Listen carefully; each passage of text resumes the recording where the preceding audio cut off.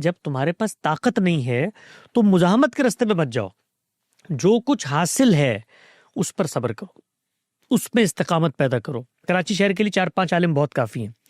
उस शहर में चूंकि आपकी आइडेंटिटी क्राइसिस में थी, तो आपने अपनी जो आइडेंटिटी थी उसको पावरफुल करने के लिए जत्थे बनाए। मेरा बच्चा कम से कम उस सतह पर पहुंचे कि वो टीएलपी का हिस्सा ना बन सके। मदरसा बन गया, पूरी की पूरी स्टेट होती है, उसके अंदर हज़ारों तलबा पढ़ रहे होते हैं। 95% तालिब इल्म वहाँ पर जो पढ़ रहे होते हैं, आप प्रैक्टिकल एनालिसिस करके देख लें, मैं अपने तजर्बे की बुनियाद पे आपसे अर्ज़ कर रहा हूँ कि अल्लाह ने उनको दीन का स्पेशलाइज्ड आलिम बनने के लिए सिरे से पैदा ही नहीं किया।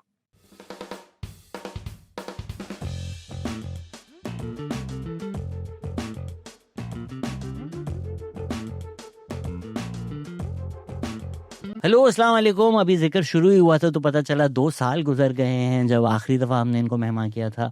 बड़ी लोगों ने तब भी फरमाइश की थी, उसके बाद भी बड़े लोगों ने फरमाइश की है, तो हमारे लिए फिर एक और एज़ाज़ की बात है कि मोहम्मद हसन इलियास एक स्कॉलर हैं, एक स्टूडेंट भी हैं। गामदी इंस्टीट्यूट जो है उसमें एक बड़ा नाम है, आपने यूट्यूब पे भी देखा होगा और आजकल तो हर पॉडकास्ट में देखा होगा, लेकिन हमारी पॉडकास्ट हमेशा से ख़ास होती है।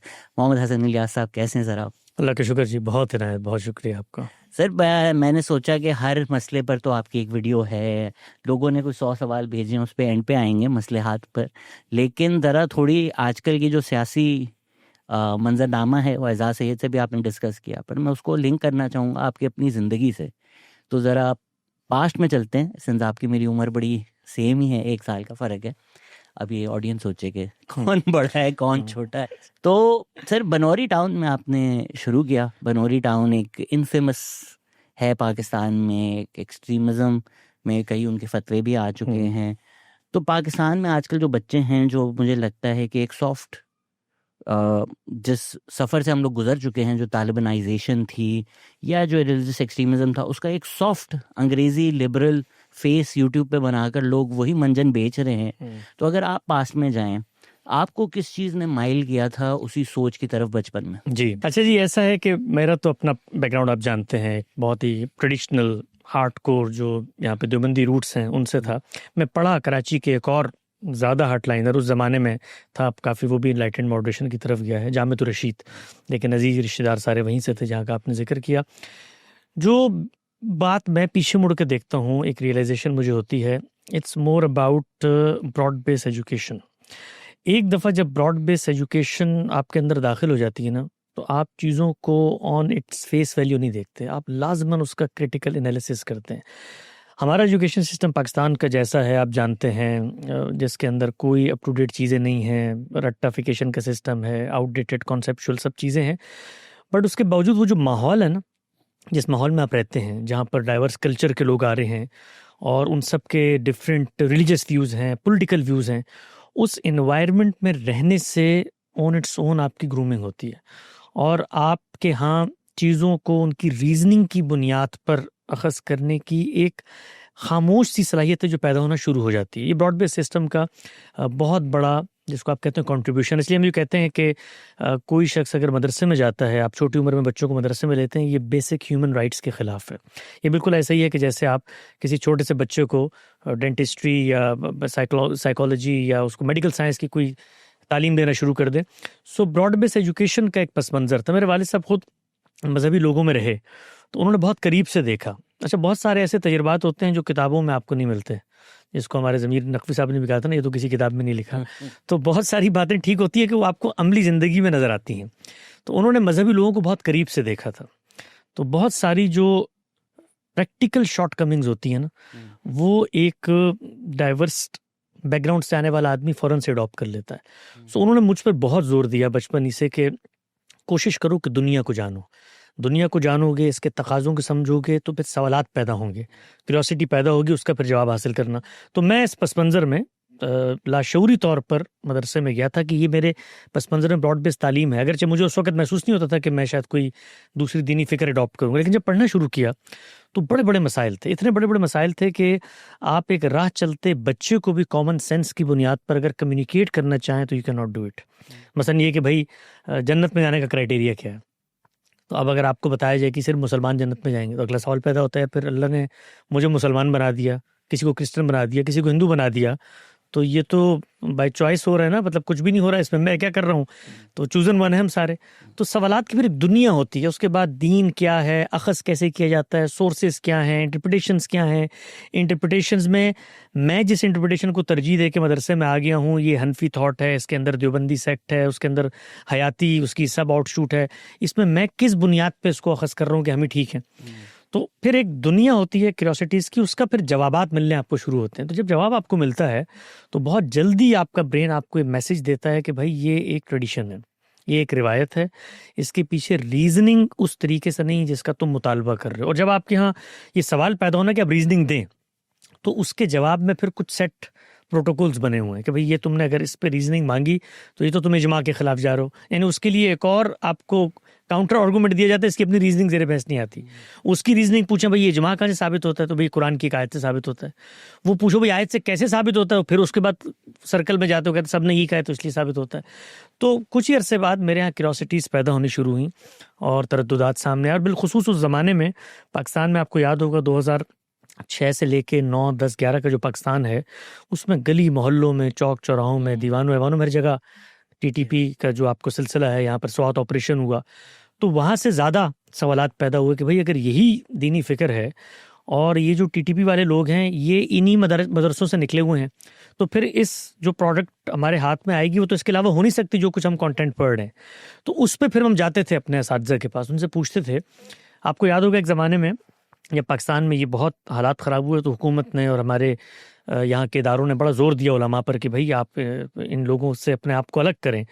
तो उन लोगों ने उस मौके के ऊपर खुतूत लिखे, टीटीपी को खुतूत लिखे कि भाई ये जो कुछ आप कर रहे हैं ये तो इस्लाम के ख़िलाफ़ है। तो उन्होंने फिर काउंटर आर्गूमेंट्स दिए। उन्होंने कहा ये वही इस्लाम है जो आपने हमें पढ़ाया है मदरसों के अंदर, हम कोई उससे मुख्तलिफ काम नहीं कर रहे। हमने जो फ़िक्र पढ़ी है, जो मकासद दीन पढ़े हैं, जो खिलाफत का कॉन्सेप्ट पढ़ा है, वो सब कुछ वही हम उसी के मुताबिक कर रहे हैं। ये आप लोग हैं जो पीछे हट गए, हम तो उसी पर चल रहे हैं। तो जब इस तरह की चीज़ें सामने आने लगी तो हम गए अपने असातिज़ा के पास, बड़े उलमा के पास, कि भाई ये तो वही बात कर रहे हैं जो हमारी किताबों में लिखी है, तो फिर हम इनकी मुखालफत क्यों कर रहे हैं। तो फिर वहाँ पर एक मसलियत पसंदी, ये वक्त जो है वो गलबा दीन का नहीं है, बकाए दीन का। इस वक्त ये बातें कहने की ज़रूरत नहीं है, एक मौका आएगा उस वक्त हम ये बातें करेंगे। तो इस तरह की चीज़ें, तो इससे फिर तज़ादात नुमायाँ होना शुरू हुए। तो उस ज़माने में फिर हम तलाश करते थे, कुछ बैकग्राउंड था हिस्ट्री का, फ़िलासफ़ी का, एंथ्रोपोलॉजी चीज़ें पढ़ते थे। तो वहाँ पर फिर गांधी साहब के अफ़कार सुनने को मिले। तो जो वो मिले तो उनको फिर हमने पेश करना शुरू किया मदरसों में। तो उस पर कोई जवाब नहीं होता था। इसको थोड़ा फिर वापस पीछे अगर हम जाएं, द रीज़न मैं ये पूछना चाह रहा हूँ कि इस वक्त मैंने नोटिस किया है कि एक और नहीं वही लॉट जमा हो रही है। हम समझते हैं मदारिस जो हैं, मदारिस एज अ कॉन्सेप्ट बिल्कुल एक रिलीजियस स्कूल है, लेकिन उसको दुकान की तरह भी कई लोग चलाते हैं। ज़ाहिरी बात है, हर कोई जो मदरसे में पढ़ा रहा है वो यकीनन नहीं कि उसकी दाढ़ी हो तो वो दीनदार हो। हमने कई मदरसे में ऐसी भी वीडियोस देखी हैं कि एक हाथ में कुरान होता है और दूसरे हाथ से वो लोग क्या कर रहे होते हैं। ये कोई इस्लाम में मानने वाला सच्चा मुसलमान हो नहीं सकता। अब वही दुकानें मैंने यूट्यूब पर देखी हैं कि हमें 3,000 दे दो, हमें सब्सक्राइब कर लो, हमें 5,000 दे दो, मेरे कपड़े खरीद लो, और वो मंजन वही बेच रहे हैं। तो जो 13 साल के, 14 साल के, 10 साल के बच्चे उनको सुन रहे होते हैं। तो अगर हम if we go back, I think 6th grade में आप जब थे, जब आपने भी कहा कि मुझे मदरसा ज्वाइन करना है, तो आपके वालिद साहब ने आपको बिठा कर बोला कि पढ़ लो, फिर जो तुम्हारी मर्जी है वो कर लेना। तो एज पाकिस्तानी, जहाँ हमें शुरू से मज़हब बताया जाता है और मज़हब हमारे दिल के करीब है, आपकी ज़िंदगी से आपने क्या सबक अखज़ किया जो आप बच्चों को भी बताना चाहेंगे कि जो मज़हब के नाम पे आपको एक्सप्लॉइट कर कर एक राह की तरफ जा रहे हैं, उसका पुल क्या है जिसमें आप भी बह गए थे, और उसको कैसे रेजिस्ट करें? जी, बहुत अच्छा सवाल है आपका।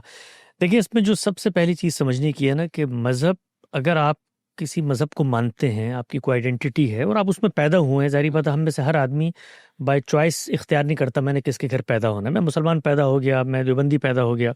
उसके बाद एक ख़ास उम्र को आप पहुँचते हैं जहाँ शऊर पैदा होता है। आप रीडिस्कवर करते हैं अपनी आइडेंटिटी को।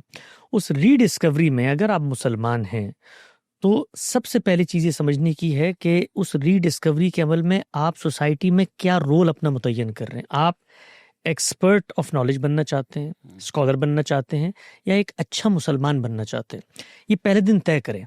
हमारे यहाँ ये जो कुछ आपको सिस्टम नज़र आता है, जिसमें एक मदरसा बन गया, एक पूरी की पूरी स्टेट होती है, वो उसके अंदर हज़ारों तलबा पढ़ रहे होते हैं, 95% तालिब इल्म वहाँ पर जो पढ़ रहे होते हैं, आप प्रैक्टिकल एनालिसिस करके देख लें, मैं अपने तजर्बे की बुनियाद पे आपसे अर्ज़ कर रहा हूँ कि अल्लाह ने उनको दीन का स्पेशलाइज्ड आलिम बनने के लिए सिरे से पैदा ही नहीं किया।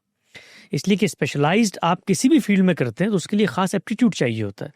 आप सोशल साइंसेज में करते हैं, आप बिजनेस एडमिनिस्ट्रेशन में करते हैं, तो आपकी सोसाइटी में हर आदमी मास्टर्स पीएचडी लेवल तक नहीं जाता, लेकिन मदरसे में आप एक छोटी उम्र के बच्चों को हज़ारों की तादाद में दाखिल कर लेते हैं कि हमने इनको एक्सपर्ट पीएचडी स्कॉलर्स बनाना है। तो नतीजा क्या निकलता है? नतीजा निकलता है कि एक बड़ी लॉट जो वहाँ पर जाती है वो उस काबिल होकर इक्विप्ड ही नहीं होती कि वो सोसाइटी में आके मज़हब को रिप्रेजेंट कर सके। तो वो फिर क्या करते हैं? वो डिफरेंट रोल्स तलाश करते हैं। वो रोल्स असल में सोसाइटी में उनकी वर्थ तय करता है। वो पॉलिटिकल रोल्स होते हैं, वो इसी तरीके से हमारे जो सेक्टेरियन जमातें बन चुकी हैं उनके कारकुनान के रोल्स होते हैं। उसके ज़रिए से वो सोसाइटी में अपने ब्रेड एंड बटर, अपनी डोमिनेंस, अपनी प्रेजेंस को साबित करते हैं। तो जो लोग मज़हब की तरफ आना चाहते हैं, सबसे पहले देखिए भाई, अच्छा मुसलमान बनना है तो आपको अल्लाह ताला ने बहुत बड़े अपॉर्चुनिटीज़ दी हैं लाइफ में। जो कैरियर आपको अच्छा लगता है आप उसको चूज़ करें, कुरान पढ़ें, उसके बाद डिफरेंट इंटरप्रिटेशंस हैं उनका इल्मी मुताला कर लें, दिन में आधा घंटा 20 मिनट जो आपका एप्टीट्यूड है, और अपनी प्रैक्टिकल लाइफ में बेसिक जो वैल्यूज़ हैं, और वो वैल्यूज़ यूनिवर्सल हैं, वो सिर्फ इस्लाम नहीं देता, वो ह्यूमैनिटी के यहाँ मौजूद है और वो फितरत के अंदर आई हैं। आपने भाई सच बोलना है, आपने कम नहीं तोलना है, सब चीज़ें, यही दीन है। कुछ दीन के इजाफी तकाजे हैं, वो शरीयत की चीज़ें, नमाज, रोज़ा, ज़कात, हज, बहुत बेसिक सी चीज़ें हैं जिनका अल्लाह हमसे मुतालबा करता है, और बड़ी मुश्किल चीज़ें हैं जो प्रैक्टिकल लाइफ की हैं, तो उनको आपने पूरा करना है। अगर वो आप पूरा करने की पोजीशन में आगे हैं तो क़यामत में आपका दर्जा वही है जो एक आलिम का है। बल्कि अल्लाह ताला तो यहाँ तक कहा है कि भाई अगर आप उस जगह पर खड़े होते हैं तो मैं आपको अंबिया के साथ खड़ा कर दूंगा क़यामत के अंदर। हर आदमी का यही इम्तिहान है, एक रेडी वाले का यही इम्तिहान है, सुबह उठे, 2 रकात नमाज पढ़े, सच्चाई से केले बेचे और उसके बाद आके घर पे सो जाए, वो बराबर है। अब ये जो मदरसे हमारे यहाँ पैदा हुए हैं, ये बहुत रीसेंट फिनोमेना है, इसको कोई 1-1.5 सदी भी नहीं गुजरी। हमारे यहाँ जो मजहबी क़यादत रसूलुल्लाह की मौजूदगी में पैदा हुई, सहाबा की, उसके बाद उसी में से चंद लोगों को इख्तिदार मिला, वो सिलसिला जब आगे बढ़ा तो फिर उसको पॉलिटिकल क़यादत ने टेक ओवर कर लिया। ये हमारे अब्बासी खलीफा को मजहबी उलमा नहीं थे, उमवी खलीफा को मजहबी उलमा नहीं थे। उस दौर में जो मजहबी उलमा बैठते थे या पैदा होते थे, उनको स्टेट में एक रोल दिया जाता था जहाँ पर उनकी एनर्जी चैनलाइज होती थी। मिसाल के तौर पर ये जो आपको पूरा का पूरा ट्रेडिशन नज़र आता है फ़िक़्ह का, ये स्टेट लॉ का ट्रेडिशन था, और मजहबी आलिम जो था वो मुमलिकत का निज़ाम चलाता था, वो जज बनता था, वो काजी बनता था। इस तरह एक तरफ इंस्टीट्यूशन मौजूद थे जहाँ अहले इल्म उलमा पैदा हो रहे हैं, तफसीर लिखने वाले, हदीस लिखने वाले, और वहीं से वो लोग पैदा हो रहे हैं जो लॉ को जानते हैं। और लॉ की रिवायत हमारे यहाँ जब इस्लाम शुरू में यहाँ पर आया है तो वो जो रोमन लॉ था वही मौजूद था। फिर हमारा अपना ट्रेडिशन पैदा हुआ लॉ का, जो अपनी ज़ात में सेकुलर ट्रेडिशन है, तो उसमें उलमा की एनर्जीज चैनलाइज होती चली गई। आपको पता है कि खलीफा मंसूर ने चीफ जस्टिस बनाया, मंसूर ने काज़ी खुदात इमाम अबू यूसुफ को, कर ले कोई मसला जारी है, ओके, तो उनको चीफ जस्टिस खलीफा मंसूर को बना दिया, और उसके बाद एक बड़ी तादाद उलमा की जुडिशरी के जरिए ही आगे अपना काम अंजाम देती रही सोसाइटी में। लेकिन हमारी जो तीनों बड़ी सल्तनतें थीं, आप जानते हैं कि उनका खात्मा हुआ, सफ़ी सल्तनत हो, उस्मानिया सल्तनत हो या मुगलिया सल्तनत हो। उसके बाद एक गैप पैदा हुआ कि अब मजहबी उलमा क्या करेंगे, उनकी आइडेंटिटी क्या है, उनकी एनर्जीज कहाँ चैनलाइज होंगी। तो एक शहर जहाँ पर 5 आलिम को होना चाहिए था, मतलब कराची शहर के लिए 4-5 आलिम बहुत काफ़ी हैं, उस शहर में चूंकि आपकी आइडेंटिटी क्राइसिस में थी, तो आपने अपनी जो आइडेंटिटी थी उसको पावरफुल करने के लिए जत्थे बनाए। ये मदारिस का सिलसिला बना और ये कमर्शियल एक्टिविटी बनना शुरू हुई। अब जब कमर्शियल एक्टिविटी बनेगी तो उसके साथ इकोनॉमिक्स अटैच हो जाएगी, ज़रूरियात पूरी करनी है तो फिर आपको सोसाइटी के पास जाना है, सोसाइटी को आपने एक तस्वीर दिखानी है कि जी हम तो असल में ये खिदमत अंजाम देना चाहते हैं, इसलिए हमें सपोर्ट करो। तो जो पूरा पिक्चर था वो बिल्कुल उलट पुलट हो गया। तो हमें इस वक्त जो हमारी सोसाइटी में फसाद नज़र आता है, और उस फसाद को लोग उसकी कोर से आइडेंटिफाई नहीं करते, वो फसाद ये है कि मदारिस के अंदर इतनी बड़े अफराद की तादाद जाती है, ये सिरे से बेसिक ह्यूमन राइट्स के ख़िलाफ़ है। वहाँ सिर्फ एक्सपर्ट्स लोगों को जाना है, और जो भी उनका ताबीर हो, इससे कोई फ़र्क नहीं पड़ता, वो गांधी साहब की ताबीर हो, वो हनफी ताबीर हो, वो शाफी ताबीर हो, वो एक ट्रेडिशन में खड़े होंगे, वो सोबर स्कॉलर्स होंगे, उनसे आप इख्तलाफ कर सकते हैं। लेकिन आपने 1000 लोगों की लॉट को वहाँ डाल दिया, जिसमें जज्बाती नौजवान हैं जो क्लासरूम में आधी बात सुनते हैं, उसके बाद निकल के नारे लगाते हैं और किसी शख्स पर कोई चीज़ उनको तौहीन आमेज लगती है उसका गला उतार देते हैं। तो ये काम अगर आप करेंगे तो सोसाइटी का फैब्रिक, उसके तारोपोद बिखर जाएंगे। तो मैं नौजवानों को ही कहता हूँ, जो आपका बहुत अच्छा सवाल है, जो और पाकिस्तान में हमारे यहाँ बेशतर लोग मज़हब से मोहब्बत करते हैं, उनको समझने की चीज़ है कि आप मज़हब का इल्मी मुताला करें। उसके लिए मदरसे में दाखिल होने की ज़रूरत नहीं है, उसके लिए रिसोर्सेज मौजूद हैं, ताबीरात नुमाइंदा मौजूद है, वो ऑनलाइन मौजूद है। अपनी कैपेसिटी देखें कि आपकी कैपेसिटी क्या है। आप एकेडमिकली सीखना चाहते हैं तो अपनी फील्ड ऑफ नॉलेज में जाएं और मज़हब का मुताला करें, उसकी रीजनिंग को समझें। हाँ, अगर आप दीन का एक्सपर्ट आलिम बनना चाहते हैं तो उसके लिए भी ये चीज़ जहन में रखें कि एक्सपर्ट आलिम आप उस वक्त तक नहीं बन सकते जब तक आप किसी एक सेक्ट के अंदर अपने आप को पाबंद करके खड़े हो जाते हैं। बिकॉज मज़हब का जो भी इल्म है उसके लिए आपको कंपैरेटिवली पढ़ना पड़ेगा, रिलीजन्स को भी पढ़ना पड़ेगा, नैरेटिव्स को भी पढ़ना पड़ेगा। तो जो फ़िरक़ों की बुनियाद पर मदरसे बने हुए हैं उनके अंदर जाकर आप दीन का सिक्का बंद अच्छा आलिम नहीं बन सकते और ना सोसाइटी में कंट्रीब्यूट कर सकते। इसमें अगर तो हम आपका जो पैराडाइम आपने ड्रॉ किया है वो मान लें, तो अगर जो लोग सुन रहे हैं उनके बच्चे हैं, अब वो चाहते हैं कि अच्छा वो नमाज सीखें, या अगर इसको हम कंपेयर भी करें, लेट्स से फिज़िक्स है, फिज़िक्स का हर दुनिया का लेक्चर यूट्यूब पर मौजूद है, लेकिन जब तक स्कूल में टीचर आपको एक करिकुलम के तहत लेकर ना जाए आप नहीं शायद उस तरफ पहुंचेंगे, या मुश्किल होगा ख़ुद से डिस्कवर करने के लिए। तो ए जो पेरेंट्स चाहते हैं उनके बच्चे इस्लाम के बारे में सीखें, ना सिर्फ नमाज़ पढ़नी, अच्छा क्यों नमाज है, क्या है, वो क्या करें। और बी अगर मदरसे नहीं जाना तो जो मुसलमान बच्चे हैं जो इस्लाम की तरफ आना चाहते हैं, वो लेट से 18 साल की उम्र तक, जब तक उनकी सोच और फिक्र नहीं हुई है, should they just focus on the rituals, क्योंकि सवाल तो आने शुरू हो जाते हैं बचपन से ही, तो वो फिर कहाँ रीजनिंग ढूंढें। पहली चीज़ ये है, माँ बाप ने बच्चों को अगर दीन पर रखना है और वो चाहते हैं कि जो दीन उन्होंने समझा है आगे बच्चों को सिखाएं, तो पहले मरहले में ख़ुद दीन को उन्हें एक्सप्लोर करना पड़ेगा कि दीन कोई रिवायत नहीं है, दीन एक नैरेटिव है, उसकी कुछ अपने आइडियोलॉजिकल रूट्स हैं, उसके पीछे कोई रीजनिंग का मरहला है। इब्तदाई तौर पे वो जब समझेंगे तो दीन का शऊरी मुताले का आगाज़ होगा। उसके बाद स्किल्स सिखानी है जो छोटी उम्र में सीख सकता है बच्चा, बड़ी उम्र में नहीं सीख सकता। उसमें पहली चीज़ है आपको लैंग्वेज का एक्सेस हो। हमारा जो दीन है उसका कंटेंट अरबी ज़ुबान में है, तो अरबी ज़ुबान अगर आप बच्चे को सिखाते हैं, और मैं आपको बताऊं हमारे यहाँ ये बड़ा, जिसको आप लगता है बड़ा मुश्किल काम है यार, अरबी ज़ुबान कैसे सिखाएंगे, अल्लाह ताला ने एक बच्चे में 3 से 5 ज़ुबानें समझने की सलाहियत रखी हुई है। ये हम लोग होते हैं जो इस चीज़ को कभी भी काबिल तवज्जो बनाकर बच्चों के लिए अपने टाइम को मैनेज नहीं करते। अब देखिए हमारे यहाँ जब वालिदैन को ख्वाहिश होती है वो बच्चों को रोबोटिक्स भी सिखाते हैं, सिंगापुर मैथ्स भी सिखाते हैं, एकेडमीज़ में लेके भी जाते हैं, क्यों, उसकी वर्थ उनके सामने वाज़े होती है। तो आपके यहाँ जब नीड पैदा होगी तो सोसाइटी में उसके लिए ऑप्शन भी सामने आ जाएंगे। हमने अपने बच्चों को अरबी ज़ुबान सिखानी है। अरबी ज़ुबान जब वो सीखेंगे तो उनके लिए रीडेबल बनाना है कुरान को। Quran as a religious book नहीं, कुरान एज अ अरबिक की रीडर बुक, उसी ज़ुबान की एप्लीकेशन वो उस किताब में करें तो उनका कुरान से बराह रास्त ताल्लुक़ पैदा होगा। जब वो कुरान को पढ़ना शुरू करेंगे तो हमारे यहाँ आप देखें बचपन में आपके भी अगर पस मंज़र है तो कारी साहब आते थे, कुरान पढ़ा के चले जाते थे, पढ़ने की स्किल डेवलप होती थी, समझने की आज तक डेवलप ही नहीं हुई। तो वो स्किल भी ज़रूरी है इसलिए कि वो भी बचपन में डेवलप होती है। तो कुरान पढ़ना और लैंग्वेज सीखना ये पहला मरहला है।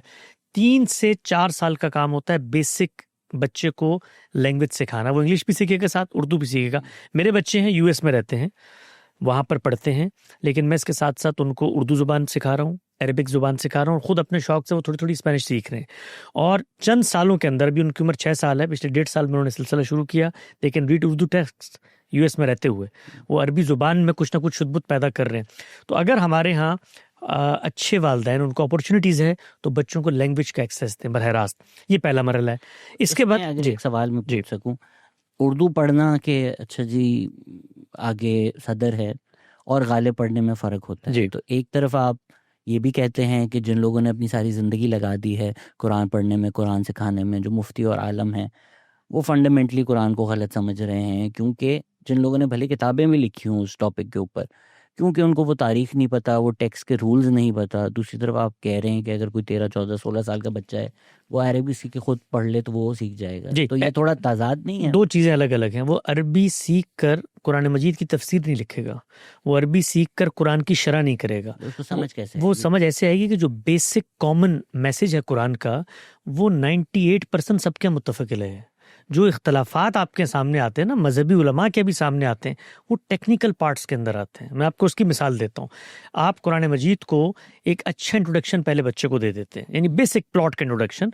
उस इंट्रोडक्शन में भी आप 2-3 ताबीरें उसको बता सकते हैं कि भाई ये इस चीज़ को 2-3 लोगों ने इस तरीके से देखा है, बट हम कुरान के बेसिक मैसेज को समझ रहे हैं। वो मैसेज क्या है? तो कुरान का जो बेसिक मैसेज है वो तमाम आइडियोलॉजिकल मेथडोलॉजिकल इनहराफात के बावजूद किसी की गलत नहीं हुआ। किसी ने आज तक कुरान मजीद के अंदर जाके दरियाफ्त नहीं किया कि खुदा दो होने चाहिए, या नमाज नहीं पढ़नी, या झूठ बोलना है। वो बेसिक यूनिवर्सल मैसेज, और वो कुरान मजीद ने इस तरीके से बार बार दोहरा के बयान किया है कि उसको कोई शख्स गलत कर ही नहीं सकता। इस पर सबका इत्तफाक है। टेक्निकल प्रॉब्लम्स होती हैं जो किसी भी टेक्स्ट को समझने में पैदा हो जाए। मिसाल के तौर पर कुरान मजीद में कुफार के साथ दोस्ती ना करने का जिक्र है, कुफार को मारने का जिक्र है। अब इसमें एक बच्चा जाके थोड़ा सा सरप्राइज हो जाता है, भाई ये क्या बात हो रही है यहाँ पे। तो आप उस मौके पे बच्चों को कहते हैं कि ये एक टेक्निकल पार्ट है, इस पर 2-3 डिफरेंट ताबीरात हैं, तुम्हारी उम्र बढ़ेगी, तुम उसका उस वक्त जायजा लेना। इसीलिए मैं कहता हूँ कि ये जो पहला मरहला है, इस मरहले पे अंडरस्टैंडिंग डेवलप उस तरीके से नहीं करनी कि आप होलिस्टिकली कुरान के मफहूम को एक 7 साल का बच्चा समझ के अडॉप्ट कर रहा है। नहीं, लैंग्वेज की स्किल डेवलप हो रही है, और स्किल डेवलप करने में जो कॉन्टेक्स्ट आपके सामने है वो कुरान मजीद ही है। गोया वो कुरान एक रीडेबिलिटी की किताब बन गई है। कल को वो उसी किताब पर जिस वक्त उसके यहाँ सलाहियत पैदा होगी एनालिटिकल चीज़ों को देखने की, इन डेप्थ मुताले की, तो वो उसके लिए एक फेमस टेक्स्ट है जिस टेक्स्ट को वो बेसिकली एक्सेस कर सकता है, पढ़ सकता है। उस टेक्स्ट को कोई बेसिक चीज़ों को सामने रख के गलत इंटरप्रेट करता है तो वो उसको सोच सकता है भाई इस आयत का ये मतलब नहीं है। तो इससे उसकी लैंग्वेज की एक्सेस बेहतर होती है, ना कि कॉन्सेप्चुअल क्लैरिटी पहले मरहले में आ जाती है। कॉन्सेप्चुअल क्लैरिटी के लिए जब वो आगे बढ़ता है तो उस कुरान को बेस बनाकर आप बच्चों को दीन की तालीम देते हैं और ये बताते हैं कि ये कुरान मजीद है, इस कुरान की ये 3 नुमाइंदा मेथोडोलॉजीज को सामने रख के तफसीर की गई है। हमारे यहाँ सल्फी मिनहाज है, उसकी ये तफसीर है, नुमाइंदा एक तफसीर सोर्स बुक होती है। हमारे यहाँ फ़िकी मिनहाज है, उसके ये बेसिक एट्रीब्यूट्स हैं। हमारे यहाँ एक सूफ़ी मिनहाज है, उसका ये बेसिक एट्रीब्यूट्स हैं। एक हमारे यहाँ गामदी साहब फ़राही मिनहाज है, ये एट्रीब्यूट्स हैं। तो फिर उस मौके पे आप बच्चे को जब शऊर की सतह बुलंद हो जाती है, 14-15 साल की उम्र तक पहुँच जाता है, टेक्स्ट एक्सेसिबल होता है, ज़ुबान बरह रास्त जानता है, दीन से शऊरी ताल्लुक़ पैदा होता है, नमाज़ पढ़ी जाती है तो मतलब मफ़हूम समझ में आ रहा होता है, उसके लिए कोई अजनबियत नहीं होती उसके लिए। तो उस मौके पर फिर आप उसको कंपैरेटिवली जो अप्रोचेज़ हैं उनके मुतालिक की तरफ गाइड करते हैं। मैंने लास्ट टाइम भी जब आपके यहाँ आया था मैंने बताया था कि हमने 3 सतहों पे एक निसाब बनाया है, और वो निसाब कोई फ़िक्र गामदी की तबलीग के लिए नहीं है, वो लोगों को बेसिक दीन से कनेक्ट करने के लिए। उसमें इब्तदा इसी तरह से होती है कि आप बच्चों को स्किल डेवलप करें, लैंग्वेज सीखें, उसके बाद कुरान मजीद का तर्जुमा पढ़ें, उस तर्जुमे पर मबनी बेसिक अंडरस्टैंडिंग इख्तलाफात से कतई नज़र जो बुक्स लिखी गई हैं, क्योंकि 12 साल के बच्चे को अभी आपने इख्तलाफात में नहीं डालना, उसको वैल्यूज़ सिखानी है ताकि वो रिलेट करे अपनी फितरत से। भाई अगर खुदा कह रहा है शिर्क ना करो तो इसका रीज़न क्या है? भाई ये बदअखलाकी वो है जो आपकी फितरत कबूल नहीं करती। तो हर चीज़ बच्चे की फितरत से कनेक्ट होती चली जाएगी, दीन उसके अंदर से फूटेगा। फिर उसका इल्मी मुताला है, वो शऊर की उम्र को जाकर होता है, उसके लिए आपको 1.5 साल चाहिए। हमने निसाबात बनाए हैं, भाई ये 2-3 नुमाइंदा चीज़ें इनको पढ़ना। फिर आपके यहाँ सवालात पैदा होते हैं, और जो आपकी सलाहियत है उसके लिहाज से सवाल पैदा हो गए तो अब आप जाइए, नॉलेज ऑफ वर्ल्ड खुली हुई है, वहाँ पर ढूंढिए जवाबात को। देखें ये तो अगर आप कोई गांधी सेंटर आता है वहाँ पर ये करता है, इसमें जो एक टेक्सचुअल झोल आता है। अब लेट्स से मैं पाकिस्तानी हूँ, मुझे मेरे बाबा आपने बोला है कि अच्छा भला आ जाएगी रात को, अब मैंने भला का लफ्ज़ सोचा हुआ है कि ये नेगेटिव है। वो मौलवी साहब भी जब भला का लफ्ज़ करते हैं वो नेगेटिव करते हैं। अब वो गांधी साहब आते हैं, वो बताते हैं कि नहीं इसका तो मतलब इधर उल्टा पड़ता है, क्योंकि गांधी साहब ने एक ज़िंदगी लगाई हुई है। ये तो फिर एक लफ्ज़ों की सतह तक है। दूसरा, फिर अगर मैं पढ़ता हूँ यही बात कि अच्छा जी कुफार को मारना चाहिए, अब मैं उसको अरबिक भी समझता हूँ, वो जो लिखा हुआ है वो उसका लफ्ज़ भी समझता हूँ। अब जब तक मैं तारीख़ ना पढ़ूँ या जब तक मैं गांधी साहब जैसे लोगों को ना सुनूं, मुझे समझ में नहीं आएगा कि यार स्पेसिफिकली इस कॉन्टेक्स्ट में ये बात की गई है, इन लोगों की ये बात कर रहे हैं कि उस वक्त जिन्होंने धोखा दिया था, ये जो 2 ट्राइब्स हैं ये इनका जिक्र हो रहा है, वो जंगी हालात है। इट डजंट मीन कि मैं सड़क पे अगर कोई हिंदू नज़र आ जाता है तो मैं तलवार लेकर आ जाऊं। और ये भी मुझे बड़ा इंटरेस्टिंग लगता है कि पाकिस्तान का जो फार राइट है और इंडिया का जो फार राइट है वो मिल गए हैं, वो सेम आर्ग्यूमेंट करते हैं कि इस्लाम की तशरीह यही है, वो दोनों सेम आर्ग्यूमेंट कर रहे होते हैं। तो मैं लफ्ज़ देखा, मुझे लफ्ज़ का मतलब समझ में आ गया, मैंने टीवी खोली, टीएलपी आकर वही बातें कर रही है। अच्छा, फिर वो हदीस भी कोट कर रही है। अब ये समझाना कि नहीं एक्चुअली हदीस को समझने का एक तरीका है, ये ज़ईफ़ हदीस है जिनको इन्होंने फेमस कर दिया है। तो by not having it institutionalise और not having somebody to guide me, ज़रूरी क्या, मोस्ट प्रॉब्ली 90% वालिदैन को भी नहीं पता होगा। जी तो एक बच्चे को to live on their own, तो वो अगर खुद से पढ़ रहा है, खुद से समझ रहा है, और फिर वो सोसाइटी को देख रहा है, या उसको जो उर्दू में लफ्ज़ के मतलब पता है उन्हीं को फॉलो कर रहा है, तो फिर तो वो टीएलपी की तरफ ही जाएगा जी, ना। बिल्कुल ठीक बात है आपकी। देखिए, जिस वक्त आपकी सोसाइटी में खराबी पैदा हो चुकी हो ना, तो उस खराबी को दूर करने के दो तरीके हैं। एक तो ये है कि हम नोहा पढ़ें कि यार ये इतना कुछ हो चुका है, हमारा ये करने से क्या होगा। दूसरा ये है कि हम फर्स्ट स्टेप लें, और मैं अपने ज़रिए से अगर मैं इनफॉर्मल कर सकता हूँ, पर्सनल कर सकता हूँ, उसका आगाज़ करूँ कि मेरा बच्चा कम से कम उस सतह पर पहुँचे कि वो टीएलपी का हिस्सा ना बन सके। उसके बाद इसको इंस्टीट्यूशनलाइज भी होना चाहिए, हमारे यहाँ सरकार की सतह पे होना चाहिए। हमने तो हम सब ने 2 ऐसे मज़ामीन लिखे हैं जो हमारे निज़ाम तालीम के बारे में, जिसमें उन्होंने बताया है कि हमारे यहाँ जो इस्लामियात का सब्जेक्ट है, आप ये पढ़ाने के बजाय बच्चों को बेसिक अरबिक लैंग्वेज पढ़ाएं, और उसके लिए जो रीडर गाइड है, ये टेक्स्ट बुक है, उसको कुरान को सेलेक्ट कर लें। तो हर सेगमेंट सोसाइटी का अपनी अपनी सतह पर काम करना चाहता है। अगर आप मुझसे पूछें तो मेरी तो ये ख्वाहिश होगी कि मैं पाकिस्तान की रियासत को, यहाँ के निज़ाम तालीम को, यहाँ के उलमा को ये समझाने में कामयाब हो जाऊँ कि भाई आप इस तरीके से बच्चों को ये रेडिकल इस्लाम मत सिखाएं, आप बेसिक लैंग्वेज सिखाएं। मैं स्कूलों के अंदर इसका प्रचार करूँगा। आप सोसाइटी के दानिश्वर हैं तो आप अपनी सतह पर इसको कहेंगे भाई निज़ाम तालीम में बेहतरी आनी चाहिए। हमारे यहाँ एक 7th ग्रेड के बच्चे को सूरत तौबा आप पढ़ाते हैं। आपको पता ना, हमारे निसाबात के अंदर 9th के अंदर आपको बोर्ड के एग्जाम में सूरत तौबा, सूरह अनफाल दी जाती है। इमेजिन करें कि यानी एक बच्चा जिसका कोई पस मंज़र नहीं अरबिक का, कोई कॉन्टेक्चुअल चीज़ें उसको नहीं पता, उसको वो सूरत जिसको एक ख़ास हिस्टोरिकल पर्सपेक्टिव में रख के समझने की ज़रूरत है, वो आपने निसाब का हिस्सा बना दिया। सूरत तौबा और सूरह अनफाल जो अज़ाब की सूरतें हैं, तो वो उसको पढ़ के उसके क्या कॉन्सेप्ट्स बनेंगे। तो हम सब ये देखते हैं कि सोसाइटी में हम कहाँ खड़े हैं। तो मैं तो निज़ाम तालीम को भी बदलने की बात करूँगा। मैं तो कहूँगा कि स्कूलों के अंदर जो आप इस्लामियात पढ़ाते हैं, इसको रिप्लेस करें अरेबिक लैंग्वेज की तालीम से, ताकि बच्चों का बरह रास्त एक्सेस हो अपनी हिस्ट्री से, अपनी रिवायत से, इससे आगे बढ़कर अपने बड़े लोगों से। बच्चे जो हैं वो कभी भी हवा के अंदर चीज़ों से असरात नहीं लेते, उनके लिए पहले शख्सियात मोहतरम बनती हैं। अब देखें जो कैरेक्टर्स हैं, बच्चों के लिए कार्टून कैरेक्टर्स इतने मोहतरम क्यों होते हैं? इसलिए कि वो उनको मुजस्सम देख रहे होते हैं। हमारे जो मुस्लिम तहजीबी रिवायत के बड़े लोग हैं, हमारी नस्ल का उससे कोई कनेक्शन नहीं है। हमारा बच्चा सर सैयद को नहीं जानता, हमारा बच्चा अबुल कलाम को नहीं जानता, हमारा बच्चा अबुल आला मौदूदी को नहीं जानता, इब्न तैमिया को नहीं जानता, शाह वलीउल्लाह को नहीं जानता। क्यों नहीं जानता? इसलिए कि लैंग्वेज का एक्सेस नहीं है। देखिए, मैं एक आपको नुक्ते की बात बताता हूँ। जब लैंग्वेज का एक्सेस आ जाता है ना, सोसाइटी में लेवल्स होते हैं हर इल्म को प्रेजेंट करने वाले की। आइंस्टाइन का एक लेवल है, और मेरे जामशोरों के स्कूल में खड़े हुए एक उस्ताद का जो फिजिक्स ही पढ़ा रहा है, उसका एक दूसरा लेवल है। जिस वक्त आपके यहाँ प्रॉब्लम्स पैदा होती हैं, तो जो हायर सतह का इंटेलेक्ट होता है वो प्रॉब्लम्स रिजॉल्व करता है, लोअर सतह वाला तो उसको पहुंचा रहा होता है। तो हायर सतह के लोगों से आप बच्चों को कनेक्ट कैसे करेंगे? वो उसका एक ही रास्ता है, वो है लैंग्वेज। अगर आप अच्छी उर्दू नहीं समझते तो जावेद अहमद गामदी तक आपकी एक्सेस नहीं है। जावेद अहमद गामदी अच्छी उर्दू नहीं समझते। हम सब ये बताते हैं कि मैं मुल्हिद हो जाता, क्योंकि उन्होंने सब फलसफा पढ़ा, पस मंज़र सब कुछ था, अगर मुझे अबुल कलाम आज़ाद, अबुल आला मौदूदी तक रसाई ना होती, ये 2 लोग ना होते, मैं मुल्हिद हो जाता। तो आपको बच्चों को असल में आपकी तारीख की जो बड़ी शख्सियात हैं उनके लिटरेचर तक बरह रास्त एक्सेस देना है। ये language is not only for Quran. Quran तो उनके लिए जीने मरने की एक ज़िंदगी बनेगी, तहजीब बनेगी, उसके साथ उनका एक रस्मी नहीं बल्कि शऊरी ताल्लुक़ होगा। इसके साथ साथ जब वो कुरान को पढ़ेंगे तो पढ़ने के बाद प्रॉब्लम पेश आएगी ना, सवाल पेश आएगा, तो वो मोहल्ले के मौलवी साहब के पास नहीं जाएंगे, वो हायर इंटेलेक्ट के पास जाएंगे। और वो कैसे उन तक एक्सेस हासिल करेंगे? जब तक लैंग्वेज नहीं आती। तो हम ये कहते हैं कि लैंग्वेज इज़ अ टूल, और उर्दू ज़ुबान, ये तो अरबी ज़ुबान की मैंने बात की। दूसरी चीज़ जो है, बच्चों को अगर आपने दीन के साथ जोड़े रखना है, उर्दू ज़ुबान सिखाना है। गुज़िश्ता 300 साल में मज़हब इस्लाम की इल्मी खिदमत दुनिया भर में सिर्फ उर्दू ज़ुबान में हुई है असलन। ये जो आपको अंग्रेज़ी में नज़र आती है, वो सब यहाँ की फ़िक्र को वो कॉपी करते हैं, उसको वो ट्रांसलेट करते हैं। कोई बड़ा आदमी आप नाम नहीं ले सकते जो इस अंग्रेज़ी तहजीब में मुसलमानों के पस मंज़र में पैदा हुआ। शाह वलीउल्लाह, अबुल कलाम आज़ाद, अमीन हसन इस्लाही, वहीदुद्दीन खान, मौलाना मौदूदी, शबीर अहमद उस्मानी, ये सारे जो बड़े बड़े लोग हैं, ये सब लोग उर्दू ज़ुबान के पस मंज़र में पैदा हुए। सर सैयद अहमद खान। तो मैंने अपनी नस्ल को उनसे जोड़ना है, इकबाल से जोड़ना है। वो जुड़ेंगे कैसे? लैंग्वेज के ज़रिए जुड़ेंगे। तो अरबी ज़ुबान और उर्दू ज़ुबान सिखाएंगे हम, उससे उनका एक ताल्लुक रब्त पैदा होगा, फिर वो अपनी फील्ड ऑफ नॉलेज में चले गए।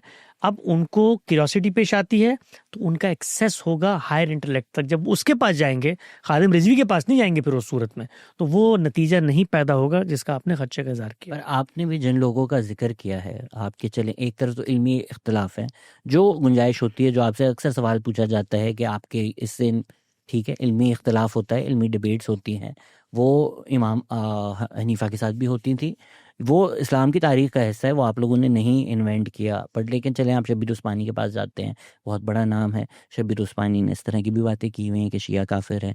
फिर तकी उस्मानी साहब के जो फतवे आए हुए हैं, कई फतवे हैं जिनसे आप फंडामेंटली डिसएग्री करते हैं, आपने बोल बोल कर डिसएग्री किया है कि बिल्कुल ही गलत तरफ लेके जा रहे हो।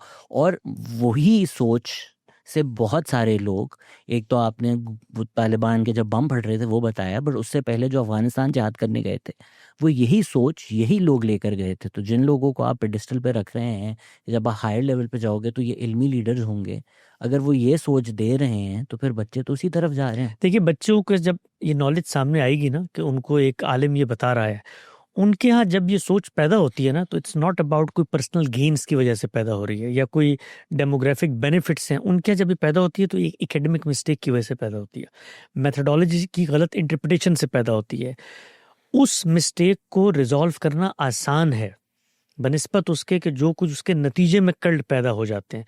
तो एक बच्चे को जब एक्सेस ऑफ नॉलेज होता है, और ये हमारी, आप इसको कहिए खुशकिस्मती बदकिस्मती, बतमरे वाकई तो यही है कि भाई 1000 साल ट्रेडिशन था, उस ट्रेडिशन के अंदर कुछ नॉर्म्स पैदा हुए, उनमें उन्होंने हदीस को एक जगह पे रखा, उसकी कुछ इंटरप्रिटेशन पैदा हुई, उस पर हिस्टोरिकल कंसेंसस बन गया, उसके नतीजे में फिरके जन्म ले लिए, उनको पावर हासिल हुई, करते करते रियलिटी ऑफ द डे तो यही है तो यही, मतलब आप इसको डिनाई करें, अगर शबीर अहमद उस्मानी ने यही लिखा है तो लिखा है ना भाई। अब ये 4-5 लोग हैं, यही 4-5 इंटेलेक्चुअल टाइम लाइन्स हैं, आपने उनके साथ रिलेट करना है, रिफ्यूट भी करना है, तो वो रियलिटी ऑफ द डे है, उनके पास जाना है आपको, उनको क्रिटिकली एनालाइज किए बगैर आप आगे नहीं बढ़ सकते। क्रिटिकली एनालाइज करना आसान है, इल्म की गलती को टैकल करना आसान काम होता है। ये जो हमारा ट्रेडिशन है, इस ट्रेडिशन से मुकालमा कैसे मुमकिन है, इसलिए कि वो रीजनिंग पे खड़ा हुआ है। वो रीजनिंग गलत हो सकती है, but we can talk to them. जो प्रॉब्लम पैदा हुआ है आज के दौर में, वो इनके ऑफ शूट्स का प्रॉब्लम है, वो इनसे मिलिटेंसी की जो पॉलिटिकल चीज़ें पैदा हुई हैं उनका प्रॉब्लम है, उनसे आप बातचीत नहीं कर सकते। तो बच्चा पढ़ने से ख़राब नहीं होता, बच्चा पढ़ने से पहले अगर इक्विप्ड है, टूल्स उसके पास हैं, उसका एक्सेस है बाकी लोगों तक, यानी ये मामला नहीं है कि वो तकी उस्मानी साहब ही को सुन रहा है, वो बाकी लोगों को भी तो सुन रहा है ना। तो हम जैसे लोग अगर सोसाइटी में, हम तो तालिब इल्म में, हमारे बड़े लोग रिफ्यूट कर रहे हैं, तो बच्चे का उन तक भी एक्सेस है। तो ये ऐसा कभी नहीं होता जब तक आप देखें ना, आप जब एक्सेस ऑफ नॉलेज को खोलते हैं, हमारे यहाँ बड़ा फिर था ना सोशल मीडिया आ जाएगा तो जी वो तो सारी बुरी बातें लोगों तक पहुंचेंगी, ऐसा नहीं होता। इंसान को अल्लाह ने इतना पावरफुल पैदा किया है कि उसको अगर आप ख़राब ना करें, उसके मैकेनिज्म को ऑटो मोड पे चलने दें, और ये ब्रॉड बेस एजुकेशन का पस मंज़र हो, लैंग्वेज की एक्सेस हो, तो जितने गलत अफकार हैं वो खुद सोसाइटी के अंदर आके अपना खरा खोटा वाजे करना शुरू कर देते हैं। आप ये देखिए, ये जो लोग पेश करते हैं अफकार, जिन लोगों को, जिन ऑडियंस को कैसे पेश करते हैं, इसलिए कि ऑडियंस चैलेंज नहीं करती इनको। और चैलेंज क्यों नहीं करती? इसलिए कि आपके पास कोई पैरेलल नैरेटिव ही नहीं है, आप एक्सेस ही नहीं रखते, आप सुनते ही नहीं है लोगों को, आपको पहले बता दिया गया कि भाई इनको सुनना हराम है, तौबा करो, ये करो, वो करो। तो ये पूरा एक पैकेज है, बिल्कुल उस तरह जैसे आप एक बच्चे को स्कूल में डालते हैं आइंस्टाइन बनाने के लिए, तो कोई 8-10 साल गुजरता है ना एक चीज़ से, तो अच्छा मजहबी इंसान बनाने का भी एक पैकेज है। ये पहले दिन आप उसको इंजेक्ट नहीं कर सकते, सोसाइटी के अंदर सारी खराबियां मौजूद होती हैं, तब भी वो उनसे गुजर कर निकल कर, गुर्बत है, माशी अदम इस्तेहकाम है, लॉ एंड ऑर्डर का मसला है, वो आखिर किसी जगह तक पहुंच जाता है। तो मज़हब के मामले में भी आपको सिर्फ एक काम करना है, संजीदगी के साथ एक टारगेट तय करें कि मैंने अपने बच्चे को मज़हब का शऊरी हासिल करने वाला बनाना है, यानी वो मज़हब को ट्रेडिशन के तौर पे अखज़ ना करे, शऊर के तौर पे अखज़ करे। तो जहाँ उसको सवालात पैदा होंगे, आप देखिए हमारे सबसे पहले सवाल कौन मारता है? वालिदैन। यानी आपको कौन डराता है, यार बेटा ये बात मत करो, ये कुफर हो जाएगा, ये तो बड़ी मुश्रिकाना बात है। तो वालिदैन जिस वक्त अपने इस बिहेवियर को चेंज करने पर आमादा होंगे कि नहीं, हमारी नस्लें गुजर गई, ये वो दौर नहीं है, इसमें उनके पास एक्सेस है। भाई हमारी नस्लों के अंदर दीन क्या, आप अब्बा से शादी में भी नहीं बात कर सकते थे, वो कहते थे मैंने तय कर दी, आपने जाके शादी कर ली। लेकिन ये जो दौर है, उसमें हमारी नस्लें age of reasoning, age of freedom बाहर निकलेंगी, सवाल करेंगी, काउंटर नैरेटिव्स मौजूद हैं, रिफ्यूट करेंगी, मुल्कों का एक्सेस है यहाँ पर, अगर जबर है बाहर जाके वो बातें करेंगी। हमारे यहाँ आप देखें एथीस्ट आजाद जो नज़र आते हैं पाकिस्तान के बस मंदिर से उठे हुए, यहाँ घुटे हुए थे, बाहर जाके गालियाँ देते हैं। तो ये अब मामला ख़त्म नहीं हो सकता। तो इसमें सबसे बड़ा किरदार पेरेंट्स का है। उनको ये समझना है कि जो भी मेरा ट्रेडिशन था दादा परदादा से, देवबंदी था, शियत था, बरेलवियत था, गामदियत था, जो भी था, इस नस्ल को रीजनिंग की बुनियाद पर मुझे समझाना है, वरना पैरेलल काउंटर नैरेटिव्स मौजूद हैं और वो रीजनिंग की बुनियाद पर मेरे बच्चों को कायल कर रहे हैं। तो अगर दीन पर कायम रखना है तो रीजनिंग की बुनियाद पर नैरेटिव्स को कम्युनिकेट करना। क्योंकि आपने आइंस्टाइन का भी जिक्र किया, देखें आप जो कह रहे हैं वो कह रहे हैं आइंस्टाइन भी गलत है, फाइनमैन भी गलत है, 1400 साल में जितने आए हैं वो एक गलत तरीके से आए थे, या चलें कुछ सही थे, बट मेनली गलत तरीके से जा रहे हैं। आप इल्म की तरफ आए फिज़िक्स सीखने के लिए, पर हार्वर्ड में जो फिज़िक्स पढ़ा रहा है वो भी गलत है, प्रिंसटन में जो पढ़ा रहा है वो भी गलत है, ऑक्सफोर्ड में जो पढ़ाया जा रहा है वो भी गलत है। लेकिन आप अगर फिज़िक्स सीख लेंगे, इन्हीं इंस्टीट्यूशंस में जाएंगे, इन्हीं लोगों की इज्जत करेंगे, इन्हीं लोगों को फॉलो करेंगे, तो आप सच की तरफ पहुंच जाएंगे। तो ये तो ताज़ाद लग रहा है। नहीं, बिल्कुल नहीं। देखिए, दो चीज़ें होती हैं। मैं जब फिजिक्स पढ़ना चाहता हूँ तो सबसे पहला काम मुझे क्या करना है, लैंग्वेज सीखनी है जिसमें वो कंटेंट लिखा हुआ है। उसके टूल्स किसने बनाए हैं? ट्रेडिशन ने बनाए हैं। हमारा जो ट्रेडिशन है जिसके बारे में आम तौर पे लोग ये कहते हैं, हम ये कहते हैं भाई सब गलत है। किसने कहा सब गलत है? भाई, ट्रेडिशन के दो रुख होते हैं। एक है नॉलेज ऑफ वर्ल्ड में उनका कंट्रीब्यूशन, उन्होंने ज़ुबान के टूल्स पैदा किए हैं, अरबी ज़ुबान समझाने के लिए उस इल्म को आगे मुंतकिल किया है। वो सर्फ है, वो नहव है, मंतिक का इल्म है, वो इल्म बयान, इल्म मानी, इल्म बदी की बहसें हैं, ये टूल्स की बहसें हैं। उन्होंने हिस्टोरिकली हदीसों को परखा है, प्रोफाइलिंग की है, जरूर तादील का इल्म है, ये तो टूल्स हैं। इससे बड़ी तो कोई कंट्रीब्यूशन नहीं है। हम तो उन्हीं टूल्स को अपनाते हैं। उसके बाद उन टूल्स की एप्लीकेशन का मरहला आता है। उसमें भी हम कभी नहीं कहते कि 14 साल का कोई ट्रेडिशन हमारा गुमराही पे खड़ा था। अल्हम्दुलिल्लाह 14 साल में मुसलमानों का जो ट्रेडिशन है बड़ा जिंदा, बड़ा जावेद, बड़ा रोशन, बड़ा दरख्शां, बड़ा सुनहरी दौर है। उसके यहाँ इल्म की कुछ मिस्टेक्स हैं। यानी ऐसा नहीं हुआ कि हमारे ट्रेडिशन ने मज़हब की पूरी तस्वीर बदल दी हो। हमारे ट्रेडिशन में तसव्वुर इबादत पूरा का पूरा उसी तरह मौजूद है, तसव्वुर इखलाक पूरा का पूरा उसी तरह मौजूद है, तसव्वुर शरीयत मौजूद है। कुछ फाइन लाइंस होती हैं हर इल्म की रिवायत में, फ़लसफ़े के अंदर मौजूद है। मसलन सभी इसी पे गौर कर रहे हैं ना भाई, असल क्या है, मादा है, हयात है, शऊर है। तो उसी से मिसालियत पसंद भी पैदा हो जाते हैं, उसी से मादियत परस्त भी पैदा हो जाते हैं। तो अब ये जो पैदाइश का अमल हो रहा है, ये किसी तखरीब के नतीजे में नहीं हो रहा। और जब आप कहते हैं कि मैं इनसे इख्तलाफ रखता हूँ, तो इसका ये मतलब नहीं है कि ये सब के सब कोई ईवल थे जो पैदा हो गए। एक जाविया नज़र था। तो उस जाविया नज़र में जो हमारा ट्रेडिशन बना है, उसमें बाज़ फाइन लाइंस हैं, बाज़ ग्रे एरियाज़ हैं, जहाँ पर कुछ बड़ी आइडियोलॉजिकल मिस्टेक्स हुई हैं। हमें लगता है मिसाल के तौर पे ये कि भाई आपने हिस्ट्री को कुरान की रोशनी में समझना है। आप हदीस को इंडिपेंडेंट करके जब समझेंगे और फिर उससे कोई अहकामात अखज़ करेंगे, तो आप गलत रास्ते की तरफ जाएंगे। उसका एक फिर नतीजा निकला। यानी हुआ क्या कि आपके सामने कुरान है, एक हिस्ट्री की बात आई, वो बज़ाहिर कुरान के मुतसादिम लग रही है, ये खिलाफ लग रही है, या उससे कोई इजाफी है, ज़ायद है। तो आपने एक प्रिंसिपल बना लिया कि भाई ये कुरान है, इसकी हदीस जो है वो नस कर सकती है, इसको तरमीम कर सकती है। तो अब इस प्रिंसिपल पर मेरा अदम इत्तफाक होता है। इसका ये मतलब नहीं होता कि मैं ट्रेडिशन को उठा के फेंकने की बात कर रहा हूँ। तो इस ट्रेडिशन ने बहुत सारी पॉजिटिव चीज़ें भी हम तक मुंतकिल की हैं। बाज़ जगहों पर एकेडमिक इख्तलाफात हुए हैं। उन एकेडमिक इख्तलाफ को रिस्पेक्ट के साथ, मैं कार्ल मार्क्स की अगर जो थ्योरी है उससे किसी पहलू से इख्तलाफ भी करता हूँ, तो उससे उस शख्स की कंट्रीब्यूशन, उसकी नीयत, उसके मुहर्रिकात, नॉलेज ऑफ वर्ल्ड में उसका कंट्रीब्यूशन, हर आदमी एक पैकेज होता है। ऐसा नहीं होता कि वो एक ही काम कर रहा है पूरी ज़िंदगी कि भाई मैं जिहाद को आम करूँ। इमाम अबू हनीफा जो हैं वो फ़िक़्ह और तदब्बुर के मिनहाज के बानी हैं, सरखेल हैं, सिराजुल अइम्मा हैं। उनकी हज़ारों आरा हैं, 3-4 से मुझे भी इख्तलाफ होगा, बाकी से मुझे इत्तफाक है। तो हम लोगों को जिस तरीके से देखते हैं, एनालाइज करते हैं, हम ये दावत देते हैं कि इल्मी ज़ाविये से आप चीज़ों को देखें। जब आप इल्मी ज़ाविये से देखेंगे तो उनकी जगह पर खड़े होंगे, उस ज़माने में जाएंगे, तो वहाँ पर आप उनको फिर मार्जिन्स देंगे, मिस्टेक्स के भी मार्जिन्स देंगे। तो जब आप ये मार्जिन देना शुरू कर देते हैं इज़्ज़त के साथ, रिस्पेक्ट के साथ, तो इससे सोसाइटी प्रोग्रेस करती है, आगे बढ़ती है। हमारी हिस्ट्री है, हम इस हिस्ट्री को ख़त्म नहीं कर सकते। आप देखिए पॉलिटिक्स के अंदर क्या होता है, क्राइसिस कब आता है? जब आप डिफरेंट सेगमेंट्स को उनकी नैरेटिव्स के लिए प्लेस देने से इनकार कर देते हैं। वो इख्तलाफ होता है, आपको सोसाइटी में इख्तलाफ है, हो सकता है आपको तरक्की पसंद नज़रियात से इख्तलाफ हो, बादशाह खान के नज़रियात से इख्तलाफ हो, GM सैयद के नज़रियात से इख्तलाफ हो, बट सोसाइटी में उनको रहने का हक़ है भाई, वो गलती करके भी जी सकते हैं। तो हमारे अगर गलत ताबीरात हैं जिनसे मुझे इख्तलाफ है, मैं क्यों उनकी रिस्पेक्ट करता हूँ? इसलिए कि जो नॉलेज ऑफ वर्ल्ड के टूल्स डेवलप हुए उन्होंने उसी को अप्लाई किया, उसमें वो एक नतीजे तक पहुँचे। इससे कभी सोसाइटी में क्राइसिस, कभी तजाद नहीं बनता। मैं उलमा से मिलता हूँ, रोज़ मिलता हूँ, मुझे ये पता है कि उनकी फ़िक्र के नतीजे में मेरी सोसाइटी के तारों पोत इस वक्त बिखर चुके हैं, बट एकेडमिक गलती है। उस गलती को आपने सुलझाना कैसे है? उनसे करीब होके, उनसे मोहब्बत करके, उनको समझा बुझा कर कि भाई आओ वापस असल की तरफ। देखो तुमसे जिस वक्त आप जजीरा बना लेते हैं ना सोसाइटी में, तो आप घर में तो बड़े खुश होंगे, लेकिन मेरी सोसाइटी तो बर्बाद होगी ना, क्योंकि उनका तो एक्सेस है ना सोसाइटी तक। तो इस पस मंज़र में हम ये कहते हैं कि सबको पढ़ें, सबको सुने, सबकी इज्जत करें, और सबसे इख्तलाफ का हक है बशमूल हमारे। इसमें अगर हम यूनिवर्सिटी में बैठे हैं, कोई डिस्कस कर रहे हैं, बिग बैंग थ्योरी से दुनिया शुरू हुई, कोई कहता है नहीं बिग बैंग थ्योरी से पहले भी कुछ था, ठीक है। कोई कहता है कार्ल मार्क्स की ये 4 चीज़ें सही हैं, 5 चीज़ें ठीक है, वो भी ठीक है। फिलॉसफी में मेटाफिजिकल चले जाते हैं, प्लेटो कहते हैं कि नहीं एक दुनिया है जहाँ से चीज़ें यहाँ आती हैं, एरिस्टोटल कहता है ऐसा कुछ भी नहीं है, ठीक है। पर जब हम मज़हब की बात करते हैं, चीज़ें टेंजिबल हो जाती हैं कि कोई मौलवी साहब आकर कहते हैं शिया काफिर है, या कोई यूट्यूबर आकर कहते हैं कि 12 साल की बच्ची का भी हाथ पकड़ के शादी करो।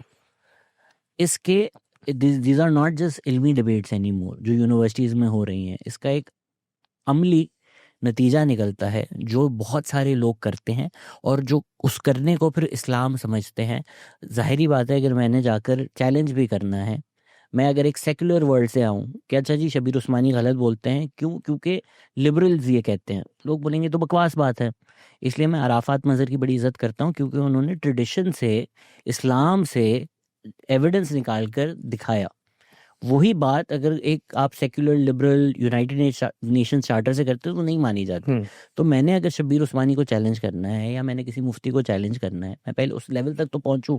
उसमें भी मुझे कई साल लग जाएंगे कि मैं उनको चैलेंज कर सकूं। आपका काम नहीं, वो मेरा काम है ना, वो मेरा काम है। मैं पहुंच चुका हूँ इतने साल गुजार के। मैं एज अ टीनेजर मुझे क्यों पता है कि गांधी साहब सही बोल रहे हैं या शबीर उस्मानी गलत बोल रहे हैं? That's the point. इसलिए कि आपने टीन एजिंग में अगर क्रिटिकल एनालिसिस सीख लिया है, तो आप जो मेरा प्रिंसिपल है, मेरी अप्रोच है, पहले उसका मुताला करेंगे। और वो को बहुत इल्मी मुताला नहीं होता, वो बहुत बेसिक चीज़ों पर मबनी है।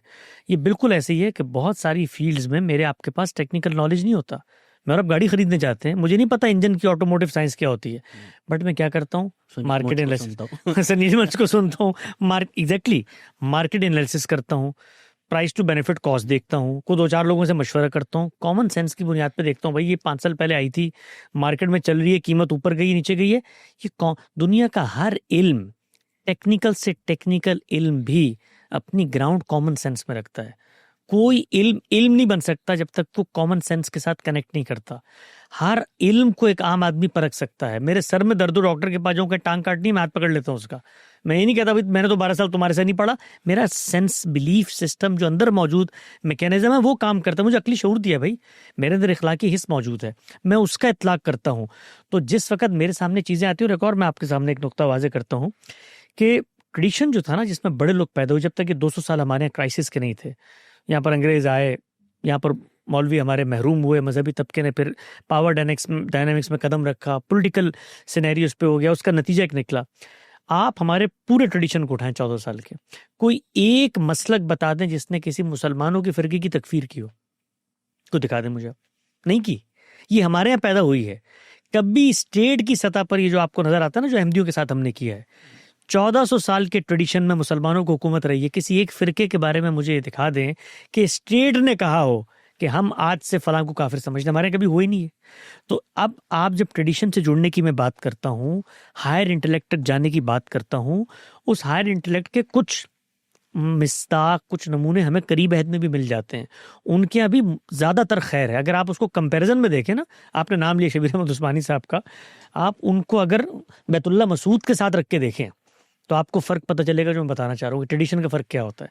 और वहाँ तक पहुँचते पहुँचते चीज़ें पैदा हुई, इट्स ऑल पॉलिटिकल। यानी हमारे यहाँ शिया सुन्नी मसला पाकिस्तान, यहीं पर आप भी पैदा हुए हैं। अपने वालिदैन से पूछें, 70 से पहले यहाँ पर क्या रवादारी नहीं थी? यहाँ 70 से पहले आम शिया मजालिस में लोग नहीं जाते थे। सऊदी अरब के अंदर एक तब्दीली आई, ईरान ने उसको अपोज किया, पॉलिटिकल बैटल शुरू हुई, यहाँ पर सेक्टेरियन जमातों को सपोर्ट किया गया, ज़िया-उल-हक की हुकूमत थी, 10,000 काम हुए, करते करते फतवे बन गए, सभी चीज़ें हो गई। ट्रेडिशन बड़ा सेनली एक्ट करता है। आपने अराफात की बात की, यहाँ पे हमारे दोस्त हैं, बहुत अच्छा काम कर रहे हैं। आप देखिए उन्होंने ट्रेडिशन से, हम उसमें भी गलती कहते हैं, बात जगहों पर है, बट ये जो आपके यहाँ इस्लामाइजेशन ऑफ नॉलेज हुआ है ना आपके मुल्क के अंदर, लॉस, अगर यहाँ पर वो ट्रेडिशन आ जाता है, आप यकीन जाने ये जो आपके यहाँ तौहीन रसालत का कानून एक दिन भी नहीं ठहर सकता। आपके यहाँ जो स्टेट की सतह पे तकफीर का कानून एक दिन भी नहीं ठहर सकता। तो ट्रेडिशन की कुछ एट्रीब्यूट्स होते हैं, कुछ फ़वायद होते हैं, उनके पीछे एक हिस्टोरिकल सपोर्ट बैकिंग भी गुजर रही होती है, और बड़े इंटेलेक्चुअल दिमागों ने उन चीज़ों को फ़िल्टर भी किया होता है। अब हमारे जो हिस्ट्री है ट्रेडिशन की, इस्लामिक जो जूरिस्प्रूडेंस की, उसमें आप चले जाएं, उसमें आप ये जो हमारे यहाँ लॉज मौजूद हैं, 2 मिनट में खुद ट्रेडिशन के जो माहिरीन हैं वो अपनी निज की मजालिस में क्या कहते हैं। तक़ी उस्मानी साहब की ऑडियो है यूट्यूब के ऊपर, अभी एजाज ने पूछा भी एक साहब से कि भाई वो तो खुद बता रहे हैं कि जो हमारा ट्रेडिशन उसके अंदर गुस्ताख की ये मामला नहीं है जो सजाएं हैं, लेकिन उस पर तौबा की गुंजाइश है, गुस्ताखी साबित होगी, मुसलमान होगा तो मुर्तद हो जाएगा, सब चीज़ें होंगी। लेकिन वो ये जानने के बावजूद पब्लिक में नहीं कह सकते। रीज़न क्या है? इसलिए कि पब्लिक को आपने रिलीजियस मोटिवेशन से चार्ज कर दिया है। तो इस पस मंज़र में अगर आप चीज़ों को देखेंगे तो आपको एक वे आउट नज़र आएगा। देखिए ग्राउंड रियलिटीज़ क्या हैं? ग्राउंड रियलिटीज़ ये हैं कि हमारे यहाँ एक मजहबी तबका वजूद में आ गया है। अब उसको आपने कहीं पर एडजस्ट करना है ना, या उससे डंडे खाने हैं। एडजस्ट करने के 2 तरीके होते हैं, तो मार दो सबको। उसमें जो स्टेट वाले हैं उन्होंने पैदा किए होते हैं, वो मारे कैसे उन लोगों को? तो जो लोग आइडियोलॉजिकल प्रॉब्लम्स पैदा कर रहे हैं उनके अंदर रिफॉर्म्स की ज़रूरत है। मैं और आप बैठकर तकरीर कर दें मौलवियों के खिलाफ, लेकिन उसके बाद नीचे उतरेंगे तो मस्जिद का मौलवी है जो लोगों को मेरे खिलाफ उकसाएगा। सोसाइटी चेंज नहीं होगी। सोसाइटी को चेंज करना है तो उसके लिए एक नया फिनोमेना अब हम पेश करने जा रहे हैं। वो ये है कि ये जो इस वक्त सिस्टम बना हुआ है, आप अगर इसको एक और जाविये से देखें, बिलियंस ऑफ डॉलर्स की इन्वेस्टमेंट है इन मदरसों में, इंफ्रास्ट्रक्चर है, बिल्डिंग्स हैं। फिर हमारे यहाँ जो गुर्बत का आलम है, इसमें सरकारी स्कूल बच्चों को अकोमोडेट करने के लिए तैयार नहीं है। ये मदारिस कम से कम फूड दे रहे हैं, शेल्टर दे रहे हैं, प्रोटेक्शन दे रहे हैं, और कुछ ना कुछ गलत सही तालीमी दे रहे हैं। आप इनमें 2 कैटेगरीज बनाएं। एक वो जो रिलीजन के एक्सपर्ट बनेंगे, वो तो कराची शहर में 8-10 उलमा होंगे। दूसरा जो आपका इंफ्रास्ट्रक्चर बन चुका है जिसमें आप आलिम बना रहे हैं, उसमें कॉमन बेसिक एजुकेशन दें लोगों को। आपसे बड़ा एजुकेशन सिस्टम पूरी दुनिया में कोई नहीं होगा। यानी यही मदारिस अगर ये फैसला कर लें कि हमने कौम के गरीब बच्चों को पढ़ाना है, उनको बेसिक स्किल देनी है, उनको बेसिक लैंग्वेज सिखानी है, बेसिक ह्यूमन वैल्यूज सिखानी है, कुछ साइंस, कुछ ये चीज़ें सिखानी है, इतना बड़ा इंफ्रास्ट्रक्चर मौजूद है आपके यहाँ। हज़ारों की तादाद में मदारिस हैं, लाखों की तादाद में आप बच्चों को पढ़ा सकते हैं। आप पाकिस्तान का सबसे बड़ा एजुकेशनल सिस्टम बन जाएंगे। उसको दीन से अलग करके एजुकेशन पढ़ाएं, वैल्यूज़ पढ़ाएं, कुरान पढ़ाएं, सब कुछ पढ़ाएं, मसलक की तालीम ना दें। तो आप यही देखें कि हम इस ट्रेडिशन के अंदर रहते हुए, जहाँ पर मेरा आम बच्चा पढ़ लिख नहीं पा रहा, एक काम जो हो गया है उसको बेहतर तरीके से यूटिलाइज कर सकते हैं। प्रेजेंट पॉलिटिकल सिनेरियो पे आते हैं, उस पर भी हमें आपसे थोड़ी गुफ्तगू करनी थी, बट एक आखिरी सवाल इसी जो फिलोसॉफिकल सी थोड़ी हमारी डिबेट हो गई है, जिन चीज़ों का आप इल्मी इख्तलाफ कह रहे हैं, क्या वो थोड़े अंडर प्ले नहीं कर रहे आप? क्योंकि वो कई हद तक थोड़े ज़्यादा बुनियादी हैं। अगर मौदूदी का आपने काफ़ी दफ़ा जिक्र किया, अगर एक फ़िलासफ़ी यही है कि बेसिक इस्लाम का मकसद ये है कि आपने इस्लामी रियासत कायम करनी है, अच्छा जो गैर भी है, जो हरम भी है, या जो व्हाट इज़ कॉल्ड दारुल हरम है, वहाँ भी जाके हमने इस्लाम नाफिज करना है, तो अगर आप मुसलमान हैं, आपका बेसिक मकसद ही ये है। गामी साहब कहते हैं ये सबका सब ही झूठ है। मतलब ये वही बात हो गई कि अगर मैं छुरी लेता हूँ, मैं कहता हूँ उसका बेसिक मकसद ही मैंने किसी का कत्ल करना है, और दूसरा कहते हैं नहीं, छुरी कत्ल के लिए तो बनी ही नहीं है। तो ये एक इल्मी गुफ्तगू या एक तारीख पे या एक लफ्ज़ पे फ़र्क नहीं आ रहा। एक मुसलमान होने का मतलब क्या है और एक मुसलमान का मकसद क्या है, ये तो फंडामेंटली फाउंटेन हेड से ही अलग है। देखिए इसमें जो दीन की पॉलिटिकल ताबीर है ना, उसकी हद तक मैं आपसे इत्तफाक करता हूँ कि वो महज इल्म का मसला रहा नहीं है। वो इल्म से आगे बढ़ के तहरीक बन चुका है। तहरीक ने अपने ऑफशूट्स पैदा किए हैं, उसको स्टेट सपोर्ट मिली है। वो स्टेट सपोर्ट जो मुसलमानों के अंदर महरूमी थी, मौलाना मौदूदी की एक तकरीर है, कभी मौका मिले तो लोग उसको सुने, उससे आपको समझ में आएगा कि हमारे यहाँ खुद एकेडमिक डेवलपमेंट्स किस पस मंज़र में होती हैं। जमात इस्लामी की 29 साल गालिबन उसका नाम है, जब 29 साल हुए तो उन्होंने एक स्पीच दी थी, बड़ी तफसीली स्पीच है। उसमें उन्होंने बताया कि ये सब कुछ उन्होंने किया क्यों है। तो अगर आप उसका कोर या जिस्ट निकालें ना, तो वो एक जुमला है, वो था मुसलमानों को पॉलिटिकली दुनिया के स्टेज पे जो ताकत हासिल थी उसकी बाजियाफ्त, उसको दोबारा से हासिल करना। हम लोग अगर आप एज अ नेशन के देखें ना, बहुत बड़े क्राइसिस से दो चार, छोटा मोटा क्राइसिस नहीं है ये, मेरे आपके लिए बहुत, जिसको आप कहते हैं ना मामूली सी चीज़ होता है कि हम लोग तो जेन जी हैं, पैदा ही हुए तो हमने देखा भी नेशन स्टेट है, बाउंड्रीज बनी हुई हैं और पासपोर्ट लो और दुनिया में जाओ और ये और फ्रीडम और जिसको कहते हैं कानून की हुक्मरानी, हक खुदरादी, आइन, दस्तूर, ये सब चीज़ें। वो जो नस्ल है ना जिसने 1000 साल की ग्लोरी को ख़त्म होते हुए देखा है, उन जर्मन्स की मेंटल वैल्यू को आप देखें कि जिन्होंने सब कुछ लुटा दिया दुनिया को लूटने के लिए और आखिर में खुद शिकस्त खुर्दा हो गए। जो सूरत हाल वहाँ थी, मुसलमानों की यही सूरत हाल थी। 1000 साल का इक़्तिदार, दुनिया की सुपर पावर आप हैं। आप देखें इस वक्त अमेरिका कुछ इक़दामात कर रहा है, नज़र आ रहा है उसको कि दुनिया किस तरफ जा रही है, इकनॉमिक डेवलपमेंट कैसे एशिया की तरफ जा रही है। ऐसे इक़दामात कर रहा है जो मेरे आपके लिए इस वक्त काबिल फ़हम नहीं है। क्यों कर रहा है? इसलिए कि पावर की जो डायनामिक्स होती है वो नेशंस को अंधा कर देती है, महरूम हो जाते हैं। आप तसव्वुर करें, इस वक्त अंग्रेज़ यहाँ पर आए हैं, जो बरसगीर के अच्छे आसूदा हाल लोग थे, उनके साथ जो हुआ है, दिनों के अंदर हुआ है, उनके अंदर जो एक महरूमी का जज्बा जो कि मज़हब से हट के पॉलिटिकल है, वो पैदा हुआ है। तो ये एक बड़ा क्राइसिस था। तो उस पस मंज़र में ये ताबीर वजूद पजीर हुई है। इसकी रूट्स तो उन्होंने ज़ाहिर बात है कुरान से, हदीस से तलाश की हैं, फिर उसको एकेडमिकली क्वालिफाई किया है, लेकिन ये असलन एक पॉलिटिकल प्रॉब्लम था, पॉलिटिकल क्राइसिस से पैदा हुई फिक्र है। और वो क्राइसिस, इसको हटा दें आप एक मिनट के लिए, मौदूदी साहब को हटा दें, एज अ नेशन हमारे यहाँ पाया जाता है।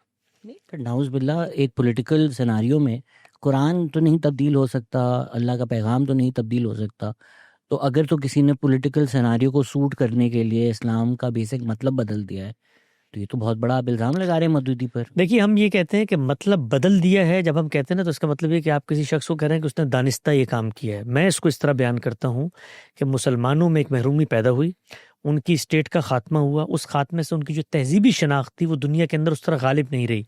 अब आप इस पस मंज़र में दीन का मुताला करना चाहते हैं, तो आप वहाँ से एक जहन लेकर जा रहे हैं उसकी तरफ, और वो चीज़ें जो बज़ाहिर आपको ताईद में लगती हैं, मिसाल के तौर पर आप देखें ना मौलाना मौदूदी का जो पूरा का पूरा इस्तदलाल है वो चंद आयतों के ऊपर है। वो यकूनुद्दीन कुल्लु लिल्लाह, दीन दुनिया में सबका सब अल्लाह ही के लिए हो जाए, या अनकीमुद्दीन, इकामत दीन हो जाए। अब इकामत दीन का एक मफहूम था कि दीन पर कायम रहना है या दीन को कायम करना है, वो आपको कहीं से एक हिंट मिलती है। इस पर हमने बड़ी तफसीली सीरीज़ भी की कि उनको गलती कैसे लगी, कैसे उन्होंने एक तर्जुमे को लिया, उस तर्जुमे से एक पूरी ताबीर बरामद की, तो करते करते करते एक महल तामीर होना शुरू हो जाता। तो जो मैं बात कर रहा हूँ वो ये कि कुरान को एक तरफ रख दें, मौलवी साहब का बता रहा हूँ कि प्रॉब्लम एक तरफ रख दें।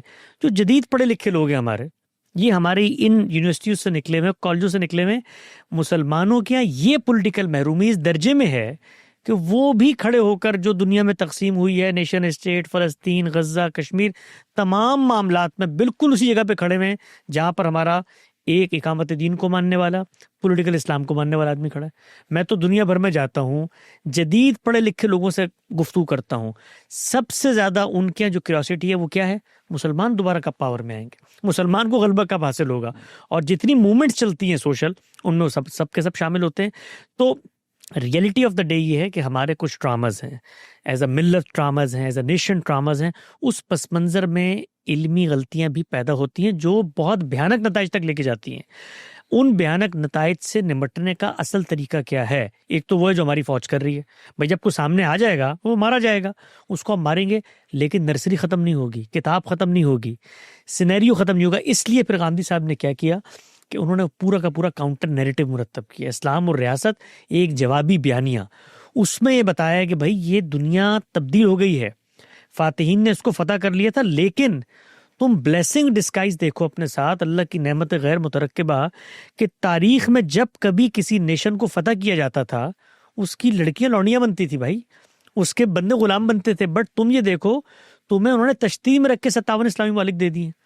अब कहीं पर इतनी सी लकीर ऊपर नीचे हो गई है जहां तुम्हें लगता है जमीन तुम्हारे पास होनी चाहिए थी, तो इस पर रोना धोना, जजा फजा करना, इस पर लड़ाई, उनसे मोल लेना, जो कुछ तुम्हें हासिल है वो भी तुम्हारे हाथ से चला जाएगा। तो इसको कोई भी सुनने को तैयार नहीं है, ना मौदूदी साहब के मानने वाले, ना जदीद पढ़े लिखे मुसलमान। तो प्रॉब्लम क्या है? प्रॉब्लम असल में पॉलिटिकल प्रॉब्लम है बनस्बत रिलीजियस प्रॉब्लम इस पे आते हैं पॉलिटिकल प्रॉब्लम पे। पर just put a button on that discussion, जो ऑटोमन एम्पायर की भी आपने बात की कि वो ग्लोरी डेज थे, आपने कई दफ़ा बड़े ग्लोइंग टर्म्स में बात किया है कि अच्छा जी उस वक्त मुसलमान राज कर रहे थे, ये था। पर गांधी साहब की सारी फिलॉसफी तो ये है कि उस तरफ तो हमने जाना ही नहीं है, ये वापस एक मुसलमान एम्पायर बनेगा या एक इस तरह से हम लोग, ये इस तरफ तो आपने जाना ही नहीं है। दैट्स गांधी साहब फिलॉसफी। नहीं, जाना नहीं है, ये कोई दीनी लिहाज से हम नहीं कहते। हम ये कहते हैं कि इस वक्त तुम उस जगह पर जाने का अगर सोच रहे हो तो उसकी तुम्हारे पास ताकत कुदरत नहीं है। भाई मैदान खाली थोड़ी है कि मैं आज ये ख्वाहिश का इजहार करूं कि मुझे अमेरिका बनना चाहिए, तो आपके ख्याल में मैं अमेरिका बनने की कोशिश करूंगा? आज हमास ने कोशिश की ना इसराइल के खात्मे की, तो एक नतीजा उसको भुगतना पड़ा। तो उसके नतीजे में जो कुछ हासिल है, वो सामने की जो ताकत है, क्या वो हार लेकर खड़ी होगी? आओ मैं तुम्हें अपनी जगह पर बिठा देता हूँ। भाई दुनिया के अंदर पॉलिटिकल स्टेज पर मुकाबला होता है और मुकाबले के अंदर ताकत जीतती है, ताकत फैसला कुन होती है। तो हम ये कहते हैं कि जब तुम्हारे पास ताकत नहीं है तो मुजाहमत के रास्ते पे मत जाओ। जो कुछ हासिल है उस पर सब्र करो, उसमें इस्तिकामत पैदा करो, उसके अंदर को नोवेलिटी लेकर आओ। और तुम्हें नीम खुद मुख्तार मुल्क की सही 57 के करीब मिल गए भाई, वहां तुम्हारा आइन कानून दस्तूर जनता, उनको आइडियल बना दो, उनके अंदर इखलाकी तालीम आम कर दो, उनके अंदर लॉ की हुकूमत ले आओ। तो ये काम करने के बजाय आप चंद तकसीमात जो आपके लिहाज से गलत हो गई हैं, या ये महरूमी कि मैं ग्लोबल स्टेज पे फैसले नहीं करता, अगरचे आजकल हम लोग बड़े ग्लोबल स्टेज पे अल्लाह ने फिर से पहुंचा दिया, ये फिर एक नेमत है। आप इमेजिन करें कि हमारे साथ, मुसलमानों के साथ दुनिया में, और खुद बिल्कुल हमारी नेशन के साथ कुछ गैर मामूली हरकतें होती रहती हैं, तो उसमें अब आप इस जगह पर खड़े हो, मतलब आप पहुंच गए व्हाइट हाउस तक, वहां पर आप ये कहें यार मेरी तो ख्वाहिश ये है कि ये ओवल ऑफिस में ना टेबल के इस तरफ नहीं उस तरफ भी मैं बैठा हूँ, तो उस पर क्या कहेंगे आपको लोग? भाई खुदा का शुक्र अदा करो कि 2 महीने पहले तुम लोग दिवालिया हो रहे थे, कम से कम वहां पहुंच गए हो। आपको आलमी ताकतों के साथ मुखासमत के बजाय को ट्रेड की बात करो, को मुल्क की मईशत की बेहतरी की बात करो। उनको गिराने के चक्कर में जो कुछ हासिल है वो भी तुम्हारे हाथ से चला जाएगा, ये कहते हैं। इसमें आपने क्योंकि हमास इसराइल का जिक्र कर दिया, उस पर आएंगे, बट पहले सर सैयद अहमद खान का भी आपने जिक्र किया, आप कई दफ़ा उनकी कई तारीफ़ें करते हैं। 1857 जब वॉर हुई तो एक तरफ जब मुसलमान बगावत की तरफ जा रहे थे, सर सैयद अहमद खान उसी तरह की बातें कर रहे थे जिस तरह की आज जावेद अहमद गांधी करते हैं कि भाई किन से लड़ रहे हो, अंग्रेज़ आपके ऊपर हाकिम है, अंग्रेज़ों को उन्होंने बचाया भी। मुसलमानों को बोला कि भाई हथियार वथियार डालो, यूनिवर्सिटी जाओ, पढ़ो लिखो। बट वो एक अवाम जो है उसके खिलाफ बयानिया था।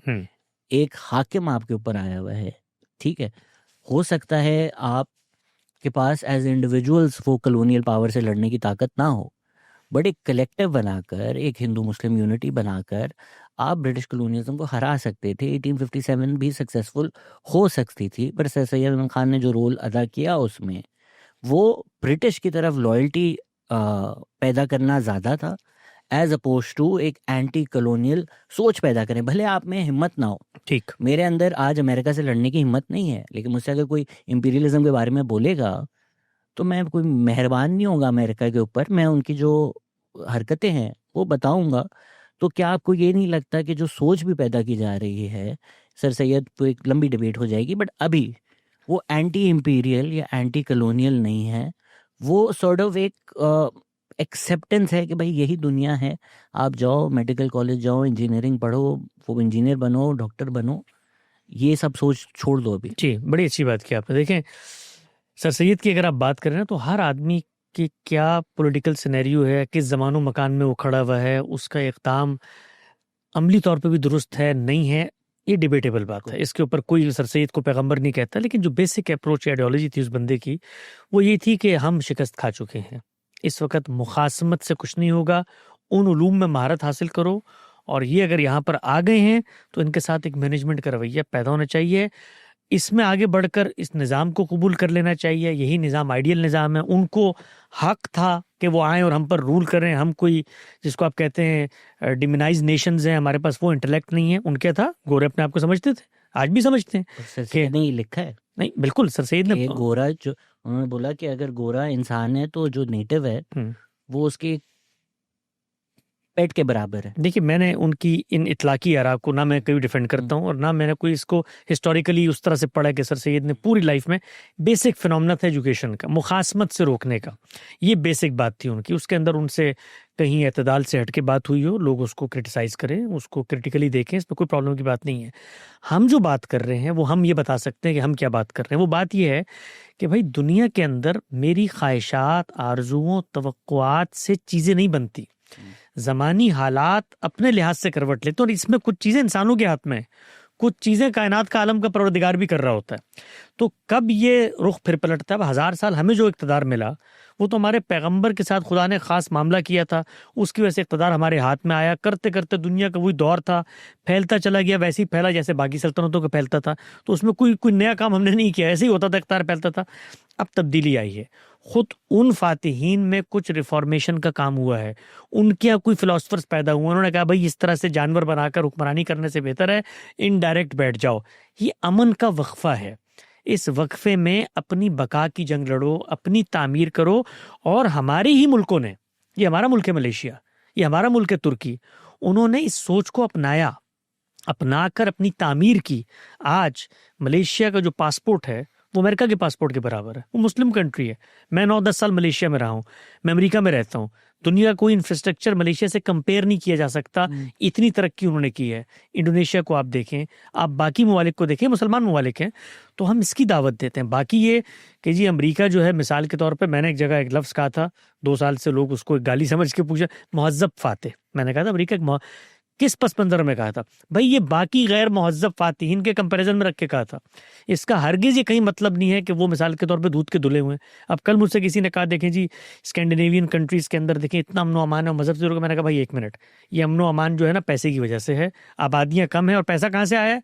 हमारी नस्लों को लूटा है, अफ्रीका के अंदर जाकर कालों को स्लेव्स बनाया है, वहाँ से हीरे जवाहरात चोड़े, पूरी दुनिया पे हुक्मरानी के पैसा लूट के लाए हैं। तो मेरा मुल्क अगर 2 करोड़ आबादी पर हो और मेरे पास $50 ट्रिलियन हो, तो मैं भी आपको स्कैंडिनेविया बना के दिखा सकता हूँ।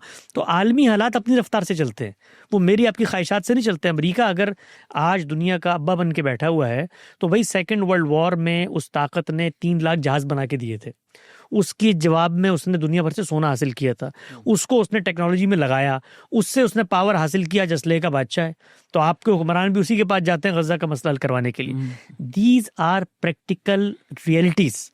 इनको कभी हम हक को बातिल की जंग बनाकर पेश नहीं करते कि जी आपने अमेरिका का अच्छा गुलाम बनना है। नहीं, आपने अपने मुल्कों में रहना है, खुदा का शुक्र अदा करना। हमारा दीन हमें ये कहता है। अच्छा, इसके जवाब में जो निज़ाम आप चाहते हैं, चले अमेरिका कॉलोनिज्म, सोवियत यूनियन है, सब कुछ वो है, आपका जो निज़ाम है वो जमहूरियत में मबनी है जो दुनिया पेश कर रही है।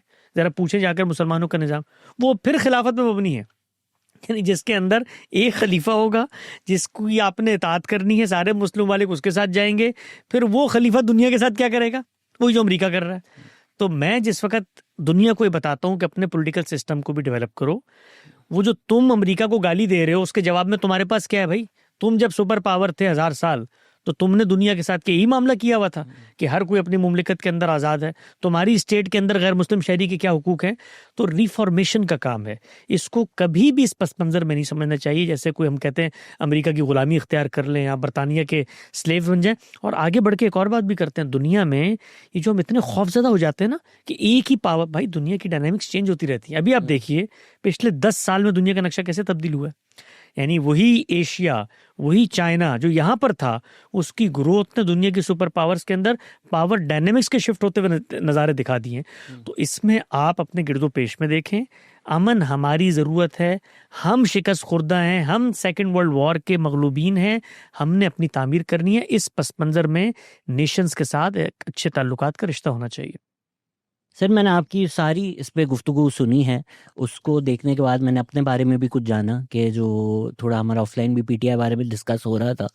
अक्सर लोगों को लगता है कि मेरा एक बायस आ जाता है, और वो इस वजह से आता है कि पीटीआई सपोर्टर्स जो फिर बात करते हैं, फिर उस पर जब मैं जवाब देता हूँ तो ऐसा लगता है कि भाई तुम तो मतलब बाल की खाल ही उतार रहे हो। जैसे ना क्रिकेट पर भी मैंने वीडियो बनाई कि यार इमरान खान बेहतर थे या वसीम अकरम बेहतर, बड़े लोगों ने बोला ये ज़रूरत क्या थी, बट उनको ये पस मंज़र नहीं पता कि पूरे ट्विटर एक दिन पागल हो गया था, ट्रेंड हो रहा था, तो मुझे कुछ बोलना ज़रूरी हो गया था। तो इस पूरे टॉपिक पे जो आपका डिस्कशन हुआ है, अनफॉर्चुनेटली जो दूसरी साइड है उनका मैं नाम भी नहीं लूँगा क्योंकि वो इतने जाहिल लोग हैं, वो अपना कारोबार चलाने के लिए कभी आपको रैंड कॉर्पोरेशन कर देते हैं, कभी किसको कर देते हैं, मतलब भी नहीं पता होगा रैंड कॉर्पोरेशन का, बस कोई अंग्रेजी यूट्यूबर देखें वो छाप दिया, वो अपनी दुकान चलाने के लिए कर रहे होते हैं। या वो डिस्कशन हो जाता है कि आप अमेरिकन एजेंट हैं या जावेद गांधी साहब अमेरिकन एजेंट है, तो डिस्कशन जो है ना वो वहीं पर रिड्यूस हो जाता है। पर अगर मुझे 2 मिनट दी जाए तो इजाज़त, कहीं ना कहीं मुझे लगता है, क्योंकि आप वो अंग्रेजी में भी कहते हैं ना कि जाहिल क्या करते हैं, आपको अपने लेवल पर ले आते हैं पर आप जीत नहीं सकते। तो मैं भी पॉलिटिकली ये गलती करता हूँ कि उनके लेवल पे जाता हूँ और हमेशा हारता हूँ। यहाँ मुझे लग रहा है आप भी उनके लेवल पे जाके जब उनको जवाब दे रहे हैं आप भी हार रहे हैं, क्योंकि आर्ग्यूमेंट फिर आप उन्हीं के पैराडाइम में करते हैं। उनका जो पैराडाइम है कि हम सब मुसलमान उम्मा हैं और ये यहूदो निसार हैं, इनसे हमने लड़ना है। तो आप जब फ़लस्तीन का जिक्र करते हैं आप भी पैराडाइम वही लेते हैं कि अच्छा फिर मुसलमानों की तारीख क्या है, वो क्या है। Where as I think Palestine is unique. I don't think Palestine को आप टर्की से मिला सकते हैं या आप उसको इजिप्ट से मिला सकते हैं या पाकिस्तान से मिला सकते हैं जस्ट बिकॉज वो मुसलमान है। तो इसमें 2-3 तारीखी पस मंज़र से जो आपने गुफ्तगू की है, क्योंकि मैंने इसके ऊपर भी एक किताब लिखी हुई है जो मैंने शेल्फ कर दी थी, बिकॉज आई सेड इतना अब इसराइल फ़लस्तीन पे काम हो चुका है कि इसकी ज़रूरत नहीं है। But I think may be I should publish it. Like आप कहते हैं कि अरब ने नहीं माना ब्रिटिश मैंडेट पैलेस्टाइन या यूएन जो प्लान बना था पैलेस्टाइन का, ये एक सर मिसनोमर है। ये मैं आपको तारीखी किताबें भी सारी उसकी भेज दूंगा। अरब्स को एक तो चांस नहीं मिला, एक तो चलें वो जो उसका आप क्रेन्स कमीशन से सारा स्टेटिस्टिक देखेंगे कि कितनी अरब पॉपुलेशन थी, कितनी थी, चलें आपकी ज़मीन ले ली, भीख में आपको जो दे दिया वो भी आपको मान लेना चाहिए था। वो भी गलत बात है कि इसराइल ने मान लिया था। इसराइल के अपने लीडर्स की आप सारी बातें सुने तो ये पूरी एक साजिश की गई थी कि भाई लड़ना तो जो हमने है वो ऑन द ग्राउंड लड़ना है। तो जो इन्होंने जाकर डेरा यासीन में हज़ारों मारे वो इजराइल की बाउंड्रीज में नहीं था। या 1967 की जंग की आप जिक्र करते हैं, उसमें भी शिकस्त इसलिए हुई कि सबको पता था अमेरिका उनके पीछे है, अगर इजिप्ट पहले जहाज़ चलाएगा तो अमेरिका घुस जाएगा। तो उनकी एयरफोर्स ग्राउंडेड थी, उन्होंने आगे बॉम्ब कर दिया। अगर हमास अक्टूबर 7 नहीं करता, इवन दिस आइडिया कि चलो भीख भीख में आपको जितनी कैलोरीज जिंदा रहने के लिए हैं वही मिल जाती हैं, उसी में खुश रहो, पढ़ो लिखो, ज़िंदगी तुम्हारी आसान होती। तो सर वेस्ट बैंक ने तो हमास नहीं एग्जिस्ट करता, या यासिर अराफात ने तो बंदूक नहीं उठाई, इब्राहिम अकॉर्ड्स किए उन्होंने। या हमास का भी अगर हम जिक्र करें तो 2005 का जो चार्टर है वो 1967 बॉर्डर्स की बात करता है, जिसका मकसद ये है कि अगर 1967 बॉर्डर्स आप मान रहे हो तो बॉर्डर्स के बाहर एक और मुल्क होगा। तो वो हमास ने भी मान लिया। अच्छा PLO जो है उसने एग्रीमेंट्स भी कर लिए। वेस्ट बैंक में मोहम्मद अब्बास जो हैं वो जंग भी नहीं करते, वो आवाम को भी बोलते हैं ठंडे रहो, मत लड़ो, जो मिल रहा है मान लो।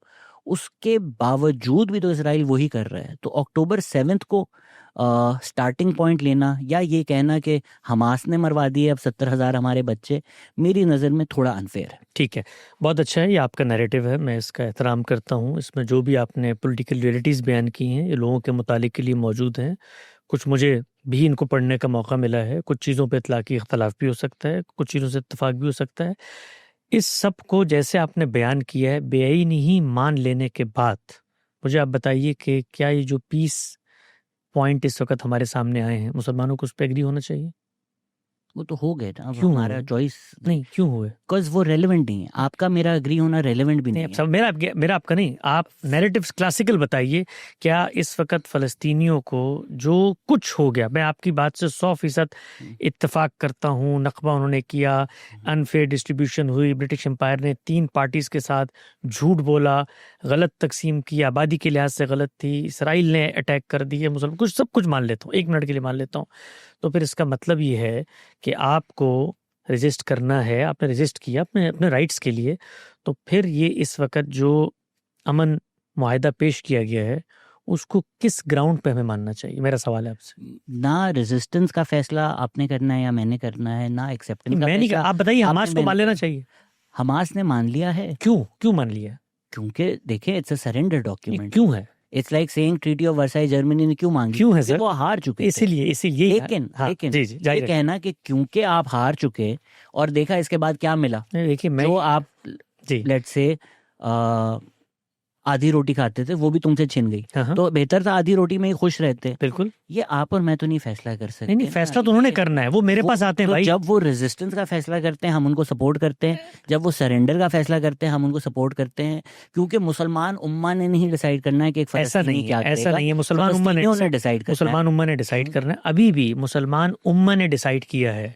शहबाज शरीफ, मोहम्मद सानी, उर्दन के शाह अब्दुल्ला, ये लोग मिलके बैठे हैं ट्रम्प के साथ। उन्होंने इस फ्यूचर को डिस्कस करके डिसाइड किया है आलमी कुव्वत से। उन्होंने इसराइल से उसको बनवाया, मुसलमान उम्मा ने किया है। इसराइल के साथ इस वक्त जितने मामलात हैं वो शर्मुल शेख में हुए, मुसलमान उम्मा ने किए। हमसे वो किस चीज़ का मुताला करते हैं? हमसे वो ये कहते हैं यहाँ बैठ के हमारे लिए दुआएं करो। भाई वो कहते हैं कि हमने एक स्ट्रेटजी अपनाई है, उस स्ट्रेटजी में आप हमें सपोर्ट करें, हमारे साथ खड़े हों। हम उनको क्या बात बता रहे हैं? क्या हमने आज तक ये कहा कि फ़लस्तीन की तकसीम, मैंने तो इससे आगे बढ़ के बात की, मैंने कहा फ़लस्तीन को क्यों रोते हो भाई? मैं तो 57 इस्लामी मालिक को रोता हूँ, मैं कश्मीर को रोता हूँ, मैं सूडान को रोता हूँ, मैं मलेशिया को रोता हूँ, हर जगह पर रहूँगा। ये तकसीम किसने की है? कॉलोनियल पावर्स ने की है, अपने मफादात के तहत की है, अनजस्ट मैटर्स किए हैं, दसियों चीज़ें हुई हैं। कोसोवो बोस्निया को आप देखें, किसी से कोई अदम इत्तफाक नहीं है कि भाई ये लोगों के साथ कोई इस तरह का मामला हो गया, ये अधूरे हमारे साथ हुआ है। ये ड्यूरेंट लाइन का जो मामला हुआ है आज तक हमारे सर पे तलवार बन के बैठा हुआ है। कल भी मेरी सरहद पे मेरे फौजी उस गलत फैसले की वजह से मारे गए हैं जो गोरे करके चले गए हैं कि भाई ये पश्तून बेल्ट थी, अगर इसको आपने तकसीम करना तो अगर फितरत के मुताबिक करते को उस वक्त दोनों तरफ के लोगों को ऑन बोर्ड लेते, नहीं किया। कश्मीर का मसला इसी तरह अधूरे छोड़ के, तो 10,000 कॉन्फ्लिक्ट्स हैं जिनको हम कहते हैं ज्यादती, बदनीयती, बदमाशी की बुनियाद पे किया आलमी पावर्स ने। असल सवाल क्या है? असल सवाल ये है कि इसके बाद हमें पॉलिटिकली उसको गलत कहने का हक नहीं है। बिल्कुल हक है भाई। 1857 की जंग के नतीजे में पाकिस्तान नहीं बना। दो पॉलिटिशियंस की डिप्लोमेसी और पॉलिटिक्स और आलमी हालात, जिसको हमारे इख्तियार में कुछ नहीं था। अगर सेकेंड वर्ल्ड वॉर ना हारता, आप इस वक्त देखिए चर्चिल जिस वक्त गए हैं यूएस कांग्रेस में हिमायत लेने के लिए, तो क्या क्या शराइत हैं जो कांग्रेस ने मनवाई हैं उनसे कि आप अपने कॉलोनीज का कैसे खात्मा करेंगे। हमारा उसमें कोई रोल नहीं है। वो आलमी ताकतें, ज़मानी हालात, दुनिया भर के और भी बहुत हज़ार फिनोमिनल्स होते हैं जो काम कर रहे होते हैं। तो सवाल ये है कि अगर आपके साथ ज़्यादती हुई है तो ज़्यादती के नतीजे में रेजिस्टेंस करके हासिल करना है अहदाफ को, तो कीजिए ना। फिर आप ये बात ना करें कि जी हमने मिसाल के तौर पे मुकदमा जिंदा कर दिया, हमने ये आधी रोटी खानी थी, जिल्लत की ज़िंदगी से इज्जत की मौत बेहतर थी। फिर आप अपने तौर पे जो करना चाहते हैं वो करें, हमें फिर मत घसीटें। आप हमें ये मत कहें कि हसन इलियास साहब भी आपके इस इकदाम की, मैं इस इकदाम को खुदकुशी समझता हूँ।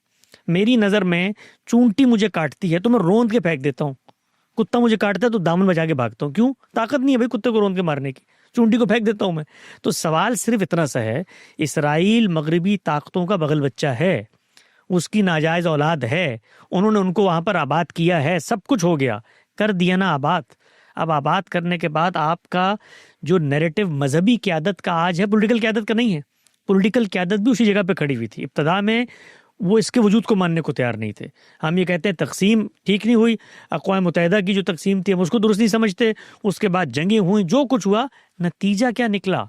नतीजा जो है वो आज आपके सामने है कि जहां पर आपको आपकी क़यादत को इक़्तिदार हासिल था, आज वहां का अमीरुल मोमिनीन कौन है? ट्रंप। वो वहां पर फैसले कर रहा है कि इस फौजी को बिठाना है, उस फौजी को बिठाना है। ये सब की सब बहस हिकमत और तदबीर की बहस है। मेरे पास अगर आज ताकत हो अमेरिका जैसी, तो भाई मैं आपसे गुफ्तगू नहीं करूंगा, मैं पहले इसराइल को उसकी जगह पर लेकर आऊंगा। नहीं है ना ताकत। अब मौलवी क्या बताते हैं? मौलवी ये बताते हैं कि भाई ताकत की बहस मत करो, तुम तो रसूलुल्लाह के दौर में होते तब भी ताकत की बहस करते और बदर में ये होता वो होता। तो वो उसको मजहबी नैरेटिव का रंग देते हैं कि कम बंदूकों से भी अगर हमले कर दो तो उसके नतीजे में फरिश्ते उतरेंगे कतार अंदर कतार और तुम्हें फतह हो जाएगी। वो नहीं हुई। हमने बताया भाई वो जो खुदा की नुसरत ताईद के वादे हैं वो इस तरह के पॉलिटिकल क्राइसिस के लिए है ही नहीं। ये ताकत से लड़ने वाली जंगें हैं। देखो तुम हार जाओगे, एक जंग हारे, दूसरी हारे, तीसरी हारे, चौथी हारे, पांचवी जंग हार गए। वो कहते नहीं पीछे अमेरिका, भाई अमेरिका पीछे था, ये कोई मतलब ऐसी अनहोनी बात किसको नहीं पता? इसराइल के पीछे कौन है? अमेरिका है। ये सब बातें ठीक हैं, लेकिन हमें ये सोचना था कि हम कहाँ खड़े हैं, पीस हमारी ज़रूरत है। उसमें फिर आप ये कहते हैं भाई वेस्ट बैंक में तो नहीं था ये। जिस वक्त एक मसला बिगड़ जाता है ना भाई, जब आपकी लड़ाई हो जाए ना घर में किसी से, तो वो फिर आपकी माँ बहन को भी नहीं बख्शता, वो गालियाँ देता है। उसके हाथ में पेपर वेट आता है वो उठा के मारता है, आपके हाथ में पेंसिल आती है वो उठा, कॉन्फ्लिक्ट हो जाता है। कॉन्फ्लिक्ट को आइडियलिज्म पे ना देखें, अभी भी वक्त है। वो पड़ोसी ममालिक मौजूद हैं, आप हमास का अपना मैनिफेस्टो देखें, उसमें कुछ तदरीज के साथ तब्दीली आई थी। पहले वो इसराइली स्टेट के वजूद ही को नहीं मानते थे, फिर उन्होंने कहा चलो भाई 2 नेशन पर आ जाओ, लेकिन रकबा इस तरह से होना चाहिए। 10 चीज़ें हैं, और वहाँ पर जब आलमी तौर पर मुसलमानों की पॉलिटिकल क़यादत इस नतीजे पे पहुँच गई कि यार ये रेजिस्टेंस, ये अदम इस्तेहकाम रीजन को आगे नहीं बढ़ा सकता, पड़ोसियों वाले ने तस्लीम कर लिया। मसला मेरा आपका पाकिस्तान में नहीं है, मिस्र का तो है ना, उर्दन का तो है ना, यूएई का तो है ना, वो उस रीजन में मौजूद हैं। इब्राहिम अकॉर्ड्स हुए, उस पर मामला, मैं ये नहीं कह रहा जिस तरह यहाँ पर हमारे यहाँ क़यादत मौजूद है मजहबी, इसराइल में भी मौजूद है। उनके उस वज़ीर आज़म ने इसने ओस्लो अकॉर्ड किया था, उनको किसने मारा? वहाँ की मजहबी क़यादत है। बिल्कुल, या उन्हें उसकी ताबूत निकाल कर मार्च किया था, पूरी कैंपेन चलाई थी। तो ये सब कुछ होता है इसमें। हमारा जो एक आखिरी नुक्ता मैं बता दूं, हमारा दर्द दिल क्या है? वो दर्द दिल ये है कि मेरे बच्चे ना मरें, जिसको आप आखिर में आकर, मैंने एक मजमून लिखा था, हमारी उम्मत का जो इस वक्त हाल है, यानी गुमशुदा अजमत तारीख इस वक्त हमारा हाल है, और बिल्कुल जुल्मत में डूबा हुआ मुस्तकबिल है। नतीजा क्या हासिल हुआ भाई? आपको सवाल ये है, जो कुछ रेजिस्टेंस से पहले की चीज़ें थी, अगर हम उसको कबूल करते, आलमी इम्कानात मौजूद है। और हम एक और बात करता हूँ मैं, तो ये मजहबी बात है, पॉलिटिकल बात नहीं है, मुसलमानों को समझाने के लिए। ओ भाई, उस कौम के बारे में तो अल्लाह ने कुछ वादे किए हैं, वो ये कहते हैं, वो अल्लाह ताला, वो लंबा डिस्कशन है। तो मैं मूसा की वजह से या जीसस के साथ जो उन्होंने किया, वो उसका उनको वो पिटाई जो उनको लगी है वो लगती रही है, अब भी आबाद हुए, उन्हीं कुव्वतों ने उनको आबाद किया है वहां पर। तो हम अगर किसी फेथ को भी मानते हैं तो कुछ फेथ पर भी बिलीफ होता है, लेकिन पॉलिटिकली आप देख लें, मैं कहता हूँ पॉलिटिकली इसराइल का पूरा नैरेटिव आप तारों पोत बिखेर दें उसके, दुनिया को बताएं ये जालिम लोग हैं, लेकिन जब बंदूक उठाएंगे ना तो फैसला डेजी कटर मिसाइल करेंगे। इसमें क्योंकि अगेन जो आपकी डिबेट होती है वो पाकिस्तानी मौलवियों से होती है, जो पहले या जो अब नए यूट्यूबर आ गए हैं, वो स्कूलों में जाकर कि हम तो हाकिम थे, हम पूरे हाकिम होंगे, या जैद हामिद टाइप जो लोग कहते हैं तो पूरा इंडिया हमारा। मुझे पता है आप वो सिनेरियो नहीं पेश है, बिल्कुल ठीक है, वो भी सारे साइड पर रखें। उससे जब डिबेट होती है तो आप बिल्कुल बजा कहते हैं कि भाई तो जाओ ना, खुद लड़ो। कुछ तो हैं जिनके खुद के डच पासपोर्ट हैं, और आपको बता रहे थे जहाज, जब उनसे पूछा गया कि आपका जो पासपोर्ट है, तो वो मुंह इधर उधर हो गया, और क्योंकि इंजीनियर साहब ने ये उनके सच्चाई पब्लिक की थी, उन पे 295C लगवा कर उनको अंदर करवा दिया ये सब बोलने पर। उन सब को हम साइड पे रख देते हैं, पर आई थिंक इसमें जो फ़लस्तीन के लोग हैं उनकी क्या राय है, उनकी क्या पर्टिकुलर तारीख है, ये अब एक हमारी पॉलिटिकल डिसएग्रीमेंट है कि अक्टूबर 6, 2023 को क्या पीस था। मेरी नज़र में पीस नहीं था, वॉर ही थी। ये नैट टर्नर ने जब स्लेवरी रिबेलियन किया तो फिर गोरों ने बोला पीस ख़राब हो गया है। स्लेवरी जब तक थी पीस थी। चलो नेटिव अमेरिकन का तो हमने कत्ले आम किया था, तुम्हें हम नौकरी के बाद खाना वाना देते हैं, कम अज़ कम इसी में खुश रहो। अब हिस्ट्री जो है वो 1-2 साल में नहीं होती। अगर अल्लाह करे जो दुनिया भर में एक मूवमेंट चली है, अगर 10, 15, 20, 25 साल बाद इजराइल का जवाल इससे आता है, और मैं वो मस्जिदों वाली दुआ नहीं कर रहा कि निस्तो नाबूद कर दे, एक स्टेट जो अपार्थाइड या जायनिज्म या कॉलोनियल सेटलर मेंटालिटी पे बेस्ड है, वो दीवारें टूटें, ईस्ट वेस्ट जर्मनी की भी टूटी, अमन ओमान से रहें, एक स्टेट ऐसा ना हो जिसको लगे कि मैं सीरिया को बॉम्ब कर दूं, वो जो एक फ़िलॉसफी है वो ख़त्म हो अगर 10-15 साल बाद, फिर शायद आप फ़लस्तीनों से पूछें कि जो आपने सैक्रिफाइस किए एज ए वर्ड, वो हिस्ट्री डिसाइड करेगी, वो लोग फैसला करेंगे। पर अगर इसको मैं एक सिंपल एनालॉजी में कर दूं कि अगर कुछ औरतें बैठी हैं जिनके सबके मियाँ मारते हैं, एक उनमें छोटे को उसको गाली दे देती है, वो उसका कत्ल कर देता है, बोलती है देखा तूने गाली क्यों दी, कम अज़ कम मार रहा था, खाना वाना था। पर वो औरतें ये नहीं रियलाइज़ करती जब वो ये सिखाती हैं कि जो मार रहा है ना, ऐसा नहीं है कि तुम भी सेफ हो, वो एक दिन तुम्हें भी मार मार के इतना मार देगा कि तुम भी मर जाओगे। तो अगर अक्टूबर 7 नहीं होता, वो एक काउंटर फैक्चुअल होता है जो हिस्ट्री में आप कर नहीं सकते, तो क्या फ़लस्तीनियों की ज़िंदगियाँ बेहतर होती? That's also still questionable, because वो इजराइल ही कंट्रोल, वो आपके हाथ में नहीं था, वो इजराइल के ही हाथ में था। और अभी भी जो ये हुकूमतें हैं, वो पाकिस्तान की हो, वो सऊदी अरेबिया की हो, वो इजिप्ट की हो, वो वाकई इन मुल्कों की हुकूमतें हैं या नहीं है, वो एक और डिबेट हो जाती है। बट ऐसा नहीं है कि अक्टूबर 6, 2023 पर फ़लस्तीनियों की ज़िंदगी, चलें आप कहें डेजी कटर नहीं थे, गोलियां थी, क्योंकि जब रिटर्न मार्च की थी उस पर एक एबी मार्टिन की डॉक्यूमेंट्री भी है, जिन्होंने बोला था हम फूल रखेंगे, उस पर भी गोलियां पड़ी थी इनको। तो गोलियां उनको पहले भी पड़ रही थी, अब डेजी कटर पड़ रहे हैं। तो ये उनको फिर उनको सबक देना, हमारे मौलवियों को आपने जो बोलना ठीक है है। उनको ये सबक देना कि गोलियां बेहतर थी या डेजी नहीं कटर देखिए, बेहतर है, मेरे ख्याल से देखिए अलग बात मैं है। उनको क्या सबक देता हूँ, अगर वो दीन के मानने वाले हैं ना, तो हमारा जो दीन है वो मुसल्ला जदोजहद और मुजाहमत के बारे में हमें एक शरीयत और कानून भी देता है। हम वो शित्र बेमुहार नहीं है कि मैं यहाँ से उठूँ और अपने मुतालबात के लिए लोगों की गर्दनें उतारना शुरू कर दूँ। हमारे दीन में किसी की जान ले ली जा सकती बगैर दो चीज़ों के, या उसने कत्ल किया हो या उसने फसाद फिल अर्थ किया हो। ये पहली बात है। दूसरी बात यह है, हमारे दीन में मुसल्ला जद्दोजहद के लिए कुछ शराइत रख दी गई हैं। उसका फैसला नज़्म इज्तिमाई करता है, उसको लोग नुमाइंदा बनाते हैं, वो लोग उस फैसले में शरीक होते हैं। उसके बाद हमारा दीन ये कहता है कि जब तुम ये फैसला करो तो उसमें सबसे पहली चीज़ क्या देखनी है? ताकत का तवाजुन देखना है। ये क्यों कहता है? इसलिए कहता है कि जब आप मारने के लिए निकलते हैं तो जज्बाती तकरीर तो आप कर लें यहाँ पर कि 70,000 में कुर्बानी दे के 20 साल बाद बता देंगे। ओ भाई, इस वक्त उन 70,000 के जो बच्चे वहाँ मौजूद हैं वो भूख और पानी और प्यास से बिलक रहे हैं। आप तो मुस्तकबिल में अपना वर्ल्ड ऑर्डर के अंदर तब्दीली देख रहे हैं ना। तो उसके नतीजे में क्या होता है? उसके नतीजे में फिर ग्रोहबंदियां पैदा होती हैं, फिर आपस में एक दूसरे के गले काटते हैं, फिर आपस में फसाद होता है। तो जिन लोगों ने फैसला किया वो इस्लाम को मानते थे। अगर मानते थे तो इस्लाम ने मुसल्ला जद्दोजहद के हवाले से कोई कानून दिया है? उसने तो यहाँ तक बताया आपको कि जब ताकत ना हो तो ज़मीन के लिए मत लड़ो, हिजरत कर जाओ वहाँ से। ये आपको दीन बताता है। तो पहले तो फिर इस पे मुझसे डिबेट करें वो लोग कि दीन ये नहीं बताता। फिर अगर दीन की बहस नहीं है, पॉलिटिकल डिबेट है, तो फिर उसके अंदर अल्लाह रसूल और उम्मत को मत लेकर आओ कि भाई तुम लोगों मेरा साथ दो, तुम लोगों ने मेरी मदद क्यों नहीं की, तुम मेरे लिए दुआ करो, गज़ा मार्च करो। फिर आपका लोकल डेमोग्राफिक मसला है, आप अल्लाह रसूल दीन आखरत उम्मत से अलग होकर जो चाहो करो, फिर मैं आपसे गुफ्तगू नहीं करूंगा। मुझसे मुतालबा करते हैं भाई गज़ा के अंदर मुसलमान शहीद हो रहे हैं, निहत्ते हैं, आप लोग क्यों साथ नहीं दे रहे? तो हम सबसे पहला सवाल ये करते हैं कि फैसला क्या किया मुसलमानों ने वहाँ पर? मेरी जो ऑडियो जिस पर बहुत गालियां पड़ी, दुनिया में मशहूर हुई कि भाई जिस मौके पर ये हुआ आपने क्यों, तो मैंने एक ही बात की थी, हमास ने इकदाम करने से पहले मुस्लिम उम्मत से मशवरा किया था। उनका जाती इकदाम था ना। तो भाई जाती इकदाम में मुझसे क्यों मुतालबा कर रहे हैं आप कि आकर मैं आपकी सपोर्ट करूं? आपका इकदाम था ना। तो मैं तो सबसे पहले देखूंगा कि आपका इकदाम शरीयत के मुताबिक था या नहीं था। मेरी शरीयत ये कहती है किसी नॉन कम्बेटेंट को बाल का बीका नहीं कर सकते आप, उसका हाथ नहीं लगा सकते आप उसको, नॉन कम्बेटेंट का। तो इसराइल गलत बना दिया, जिन्होंने बनाया था वो उनको वहां पर रख कर गए हैं ना। आपको इख्तलाफ है तो बरतानिया से करें ना इख्तलाफ, बरतानिया के खिलाफ ऐलान जंग करे ना भाई, बरतानिया के खिलाफ ऐलान जिहाद करे ना। बरतानिया ने गलत काम किया ना। बरतानिया तो एक्सेप्टेबल है, अमेरिका भी एक्सेप्टेबल है, सब एक्सेप्टेबल हैं। वो जो लोकल ग्राउंड रियलिटी वो आपको एक्सेप्टेबल नहीं है, तो उस पर पॉलिटिकल डिबेट होगी, गुफ्तगू होगी, उस पर बंदे मारना, खुदकुश धमाके करना। यानी यहूदी को इसलिए मखलूक अल्लाह ने पैदा की है कि मैं जाके उसका गर्दन उतार दूं इसलिए कि वो यहूदी है। तो ये सारी चीज़ें, इन पर हमारा एक नैरेटिव है। मैं सिर्फ ये कहता हूँ, आपने एक अपना नुक्ता नज़र बयान किया, लोगों ने उसको सुना। मैं सिर्फ ये बात कहता हूँ कि अगर हम मुसलमान हैं तो हमने दीन को भी फॉलो करना है।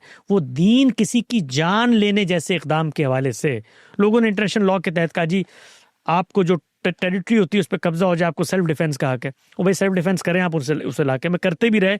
उसमें फिर मैं ये दीन की डिबेट नहीं करूंगा, उसमें मैं डिबेट करूंगा हिकमत अमली की कि भाई लड़ने की तुम में ताकत नहीं है, इस वक्त जगह छोड़ के जा सकते हो, चले जाओ, उनके तहत रह सकते हो, तहत रह लो, गुजारा करो, जिंदगी बचाओ अपनी। वहां में ये डिबेट। लेकिन आप उठकर उस जगह पे हमला करें जो मिसाल के तौर पे आपके लिहाज से 67 से पहले की सरहदें, इस वक्त आखिरी हमला जो हमास ने किया वो टेरिटरी भी नहीं है जिसके ऊपर मेरा आपका इख्तलाफ है। वो टेरिटरी भी नहीं है। गज़ा की ये पट्टी, ये जो गज़ा की पट्टी आप देखिएगा नक्शे में पॉडकास्ट के बाद, जिन जगहों पर वो गए, ये वो डिस्प्यूटेड टेरिटरी भी नहीं है। ये वो टेरिटरी है जिस पर आज उनका मुतालबा है कि 67 की सरहदों पर वापस चले जाओ। तो सिर्फ कहने से मुराद ये है, इसकी निटी ग्रिटीज डिटेल्स उसके एक्सपर्ट्स जाने, इस पर बयान करें। मुसलमान हो तो शरीयत को फॉलो करके मुसल्ला जद्दोजहद में जाना, और उसमें शर्त है जिहाद की। ताकत है तो जिहाद करना है। रसूलुल्लाह को अल्लाह ताला ने कह दिया है सूरह अनफाल में कि अब तुम्हारी ताकत नहीं है, 1:10 हो गए हैं, तब तुम्हें हम रोक रहे हैं इस वक्त, अपने हाथ को किताल से रोके रखो। जब आप किताल करते हैं बगैर ताकत के तो उसका एक नतीजा निकलता है, और नतीजे के बाद क्या होता है? ये दास्तानें हम सुनाते हैं, 70,000 ने कुर्बानी दे दी, उसके 50 साल बाद ये हो जाएगा। वो भाई जो होना होगा ना वो हो जाएगा। उसमें इसराइल की 10,000 अपनी गलतियां होंगी। इस वक्त भी जो आपको आलमी तौर पर कुछ सपोर्ट मिली है, वेस्टर्न कंट्रीज इसराइल के खिलाफ हुई हैं, वो मुसल्लह जद्दोजहद के नतीजे में हुई हैं। वो इसराइल की बेवकूफ़ियों की वजह से हुई है कि उन्होंने जिस वक्त ताकत मिलती है तो गुरूर आता है, डोमिनेंस की नफ्सियात आती है। उन्होंने उन मुल्कों पे हमले किए, बच्चों को मारा, नॉन कम्बेटेंट्स को मारा, उसके नतीजे में हमदर्दी पैदा हुई। हमास से कोई हमदर्दी पैदा नहीं हुई। और मुझे क्या हासिल हुआ उस हमदर्दी के नतीजे में? मेरी ज़मीन तो गई, मेरे बच्चे तो गए। आज मेरी वो सरजमीन जहाँ पर मेरे लोकल लोग हुकूमत कर रहे थे, और बाय द वे जो हुकूमत कर रहे थे उन्होंने किस तरह हुकूमत हासिल की, जरा उस पर डिबेट कर ले पॉलिटिकल वैल्यू सिस्टम के लिहाज से। जिस तरह मैंने शुरू में भी कहा था, क्योंकि आप यू आर आर्ग्यूइंग अगेंस्ट जो हमारे लोकल मौलवी हैं, अनफॉर्चुनेटली आप जाकर भी उन्हीं की फील्ड में कर रहे हैं कि भाई हम मुसलमान उम्मा हैं, फ़लस्तीन हमारा है। मेरा नहीं है फ़लस्तीन, आपका नहीं है फ़लस्तीन, फ़लस्तीन के लोगों का बिल्कुल फ़लस्तीन ठीक है, है। वो फैसला करें। अगर तो फ़लस्तीन में रहने वाले मेरे जो सारी इस्लामिक मूवमेंट्स पाकिस्तान में जो इस्लाम का नाम इस्तेमाल करके फ़लस्तीन का नाम लेती है, उनसे इख्तिलाफ़ यही है कि अगर तो हम मैजिक वॉन्ड हो मेरे पास, आज फ़लस्तीन के जो लोग हैं वो यहूदी बन जाएं और इजराइल के जो लोग हैं वो सारे मुसलमान बन जाएं, मैं फिर भी फ़लस्तीन के साथ होऊंगा। बिल्कुल ठीक है, ये मजहब से बालातर बात है। मैं इसी बात को एक्सेप्ट आपका करता हूँ। ये सपोर्ट करना कि भाई अगर वो मुसलमान उम्मा की जद्दोजहद बात करें, देखिए, मुसल्लह मुसलमान की बात करो, आप छोड़ दें। नहीं, हम आपका क्यों छोड़ मजहब दें? जो भी हो, हम क्यों छोड़ दें? आपका मजहब जो भी मेरी हो, मेरे वहां पर जो उसका पॉलिटिकल रियलिटी है उसी में जो आपके पैराडाइम, जो आपकी पूरी रीजनिंग शुरू होती है कि आपने जंग की। अक्टूबर 7 को जंग नहीं शुरू हुई। राशिद खालिदी की भी किताब है 100 Years of Palestine।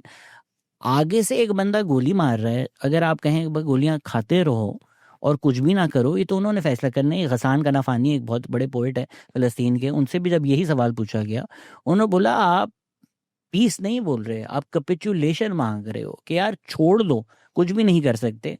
और ये पाकिस्तानी मौलवी वाली डिबेट नहीं है, वो अक्सर बैटल ऑफ बदर दुनिया का भी में हर जिक्र जगह, करते हैं। दुनिया में हर जगह ये तो होता है मेरे आप भाई, सुलह हदैबिया का भी दुनिया में हर जिक्र जगह करते ये हैं, होता है। बिल्कुल ठीक सवाल ये होता है कि आप अपने इस वक्त जो कुछ हासिल हुआ उसको कंपेयर करके देखते हैं जो कुछ हासिल था। हसन, आप और मैं नहीं फैसला कर सकते ना। नहीं, मैं आप और मैं नसीहत दे सकते हैं कि यार फ़लस्तीनियों के लिए बेहतर था कि अपनी ज़मीनें छोड़कर सीरिया चले जाती। देखिए, फैसला तो उन्होंने करना है जो वहां बैठे हैं। देखिए, फैसला उन्होंने नहीं, फैसला उन्होंने करना है, वो वहां बैठे हुए हैं। उनके करने से फैसला सही और हक पे नहीं हो जाता, ये बात भी नुक्ते की है। यानी फैसला तो उन्होंने करना है इसलिए कि वो वहां पे बैठे हैं, वो स्टेक होल्डर हैं। लेकिन उनका कोई भी फैसला होगा, उनके अपने फैसलों में एवोल्यूशन है। उनकी जो पॉलिटिकल क़यादत थी वो बतदरीज उस जगह पर आई जहां पर एक्सेप्टेंस पैदा हुई, टू नेशन की बात की गई जो कि इब्तदा में नहीं थी। ये सब कुछ हुआ, स्टेक होल्डर ही फैसला करते हैं। लेकिन दुनिया भर के अंदर जो दानिश्वर होते हैं, जो उलमा होते हैं, वो हर पहलू से गुफ्तगू करते हैं। अगर आप नैरेटिव ये ला रहे हैं कि वो आपके वहाँ पर रूट्स हैं हिस्टोरिकल, तो फिर वो यहूदी भी नैरेटिव लेकर आएंगे, उनके भी रूट्स हैं। अगर आप नैरेटिव ये लाएंगे कि वहाँ पर आपका किबला अव्वल है, तो फिर वो भी लाएंगे भाई हिस्टोरिकल हमारा यहाँ पर ही। अगर आप पॉलिटिकल डिबेट करते हैं, मैंने खुद इस पर आर्टिकल लिखा, दुनिया के अखबारों में छपा, जंग अखबार में छपा, मैंने उसमें लिखा कि आप फ़लस्तीन के इस पूरे के पूरे मुकदमे को अगर पॉलिटिकली हैंडल करते, और पॉलिटिकली हैंडल करने के लिए खुद फ़लस्तीन के मौके के लिख रहे हैं। एडवर्ड सईद की आप किताब पढ़ें, आपने खालिद साहब का जिक्र किया, यहाँ पे खालिदी जो हैं, इन्होंने अपनी बुक में लिखा, इन्होंने बताया किस तरीके से मुसल्लह जद्दोजहद ने नुकसान पहुँचाया है हमें बहुत सारी चीज़ों के अंदर। उन्होंने बताया कि जो साउथ अफ्रीका का मॉडल था उसको फॉलो करके हम कैसे डिप्लोमेटिकली अपने रिलेशनशिप्स मजबूत कर सकते थे, किस तरीके से खुद यूनिटी रहती उस मिल्लत, उस वादत जो एक मुल्क मौजूद है वहाँ पर जो कत्लो गारत गरी हुई, जैसे वहाँ पर इख्तियार संभाला गया। और इस वक्त भी वहां पर कत्लो गारत गरी का एक नया बाजार गर्म हो गई, हर जगह पे होता है। जहां पर आप इंडिविजुअल्स को किसी भी मकसद से मुसल्ला कर देते हैं, आपने अफगानिस्तान में किया, आपके मुल्क पर आए, आप वहां कर रहे हैं, वो आपस में लड़ेंगे और लड़ रहे हैं, अब शुरू हो गया वो सिलसिला, वो मारेंगे। खुद हमास जब इख्तियार में आई है वहां पर सैकड़ों लोगों का कत्ल हुआ उन्हीं फ़लस्तीनियों का। तो जिस वक्त आप एक गलत रुख के ऊपर जाते हैं तो उसके कुछ ऑफ शूट्स होते हैं। इसमें कहीं पर हम ये नहीं कह रहे ये पॉलिटिकल मसला नहीं है, फ़लस्तीनियों का हक नहीं है। आप पूरी ज़िंदगी, भाई पूरी ज़िंदगी कश्मीरियों का हक है, वो कहें डिबेट करें बरतानिया उज़्मा के साथ, हमें नहीं रहना, मुझे कोई प्रॉब्लम नहीं है। लेकिन आप आगे हैं लड़ने मरने, भाई लड़ने मरने का तो एक अंजाम होता है, वो हो गया। देखिए, आप क्योंकि पाकिस्तानी ऑडियंस से ज़्यादातर मुखातिब हैं या प्राइमरीली मुखातिब हैं, तो इसका जो आपने नुकसान आइडेंटिफाई किया वो बिल्कुल ठीक किया है कि जब आप किसी को बोलते हैं कि हमने लड़ना है और ये जंग हो रही है, लोगों के बस थोड़े से सवाल थे, वो रहते थे, वो नहीं जाएंगे फ़लस्तीन, वो जाके KFC जलाएंगे। ऐसे ही आपने उनको उस तरफ से दूर लाने कि ये नहीं तरीका कि जाकर KFC जलाओ, KFC का कोई राइडर है उसको गालियां दो, फिर खुद US store American tour tickets बेचो, पैसा कमाओ, उनसे आप बिल्कुल सही कर रहे हैं। बट राशिद खालिदी का आपने जवाब दिया, कैंप डेविड अकॉर्ड जब हुए थे जिसमें यासर अराफात थे, एडवर्ड सईद, राशिद खालिदी, सब लोग इन्वॉल्व थे, और उन्होंने बोला कि यार इन्होंने तो कैपिचुलेट कर दिया है। जबकि यासर अराफात ने बोला भाई पीस के लिए हम अग्री करते हैं, अग्रीमेंट्स भी साइन हो गए। फिर वही किताब है 100 Years of Hell के पीस फलस्तीनियों ने मान लिया था, इजराइल ने नहीं माना था। बहुत लंबी हो गई ये डिबेट, आपको जाना भी है, लोग 10 मिनट हैं लोगों के सवाल कर लें। कि कोई शख्स हैं वो कहते हैं कि अगर आपने साइंस की तरफ जाना है तो you should always explore and research them in the light of the Quran. So मेरा क्वेश्चन हसन भाई से ये है कि should we view and study these subjects in the light of the Quran? Does the Quran contain science? Is the Quran a book of science, technology, politics और astronomy? Quran मजीद का एक ही मौजू है, वो है इंसान की मौत। उससे हटकर आप उससे जब भी कोई चीज़ निकाल के दुनिया में पेश करेंगे आप शिकस्त खाएंगे। इस वक्त आपका जो मुस्लिम डोमिनेंट थॉट है वो इंटेलेक्चुअल लोगों को सिर्फ इसलिए मुतासर नहीं कर पा रहा कि आपने कुरान को दुनिया का मसला हल करने का वजीफ़ा बनाया और दुनिया का मसला उन्होंने कुरान से बेहतर हल कर लिया, जो आपका थॉट था उससे बेहतर हल कर लिया। तो कुरान का एक मौजू है आखिरत, मौत, उसको सामने रख के प्योरिफिकेशन हासिल करनी है। वो प्योरिफिकेशन आपके इखलाक की भी है, बदन की भी है, खाने पीने की भी है, और ज़िंदगी में जो भी डायनामिक्स हैं आपकी सोसाइटी के अंदर, आप मईशत बनाते हैं, आप लड़ते बढ़ते हैं, जिहाद करते हैं, सजाए जो भी है, उसमें पाकीज़ा तर रहना है। चुनाचे एक लफ्ज़ में कुरान साइंस की किताब हरगिज़ नहीं है। कुरान मजीद से साइंस बरामद करेंगे तो दुनिया में शिकस्त खाएंगे, दुनिया के उलूम जीत जाएंगे, आपका कुरान हार जाएगा। इसमें आपने ज़मीन साकिना पे भी काफ़ी डिस्कशन किया है कि वो एक मिस ट्रांसलेशन है जी। पर अगर अज्यूम करें कि वो ट्रांसलेशन ठीक है और हमें लगता है ज़मीन साकिन है और लिखा हुआ है, लेकिन साइंस प्रूव कर देती है कि गोल है, हम जाकर बाहर देख भी लेते हैं, तो in light of that knowledge क्या री इंटरप्रेट करना चाहिए कि हमारी कोई कोताही हो गई है ट्रांसलेशन में? 100% हम हमेशा रिविजिट करेंगे, इसलिए कि मेरा कुरान अगर फितरत के मुताबिक है, खालिक का कलाम है, तो हो कैसे सकता है? मैं दोनों चीज़ों पे गौर करूंगा। जो साइंस मेरे सामने आ रही है वो भी कोई हतमी इल्म नहीं होता, इन जनरल बात कर रहा हूँ, उसके अंदर भी एवोल्यूशन होता है, इर्तका होता है, कुछ तो यूनिवर्सल फैक्ट्स हैं। ग्रेविटी मेरे सामने नजर आती है, भाई साबित हो गई है, वाजे हो गया, ये लॉ है, इसके ऊपर कोई, लेकिन थ्योरीज आती हैं, उन थ्योरीज के अंदर 10,000 चीज़ें होती हैं। वो जब आती है मैं थ्योरी पे भी गौर करता हूँ, और वो गौर खुद साइंसदान करते हैं। यानी साइंस भी कभी ये तो नहीं कह दीजिए मैंने कोई चीज़ कह दी तो आप इसको मान लें, कहती है ऑन गोइंग प्रोसेस है। तो कुरान की इंटरप्रिटेशन अगर मैंने की है और मेरे सामने कोई इस तरह फैक्चुअली इनकरेक्ट चीज़ आती है, तो एक तो ये है कि मैं इसको मानता हूँ खुदा का कलाम है, तो मैं हमेशा गौर करूंगा और साबित करने की कोशिश करूंगा, रीविजिट करूंगा अपनी इंटरप्रिटेशन को। लेकिन वो रीविजिट इस जोर पे नहीं होगा कि आज की साइंस क्या कह रही है, रीविजिट टेक्स्ट की बुनियाद पे होगा। Ask him in Islam, is it permissible to read fantasy fiction which has mythical beings? देखिए, दीन ये कहता है कि अपने आप को प्योरीफाई करो। उस प्योरीफिकेशन के अमल में आप दुनिया के मुख्तलिफ स्टेजेस से गुजरते हैं। वहाँ पर अगर आप कोई सेल्फ प्लेजर का तरीका अपनाते हैं, दीन ने जो आपको तरीका हुदूद कुयूद बताई हैं, शादी होगी, निकाह होगा, वहाँ पर आपकी डिज़ायर्स चैनलाइज होंगी, उससे पहले आप करते हैं, तो उसमें दीन को कोई एतराज़ नहीं है, अनटिल कि वो आपकी जो बीइंग है, आपकी जो पर्सनैलिटी है, उसको डिसप्योर ना करें। ये पहली बात है। दूसरी चीज़ ये है कि ख़ुद माशरे के जब आप हिस्सा बनते हैं तो सोसाइटी उसको कैसे ले रही है, उसकी किसी की अख्तलफी तो नहीं हो रही।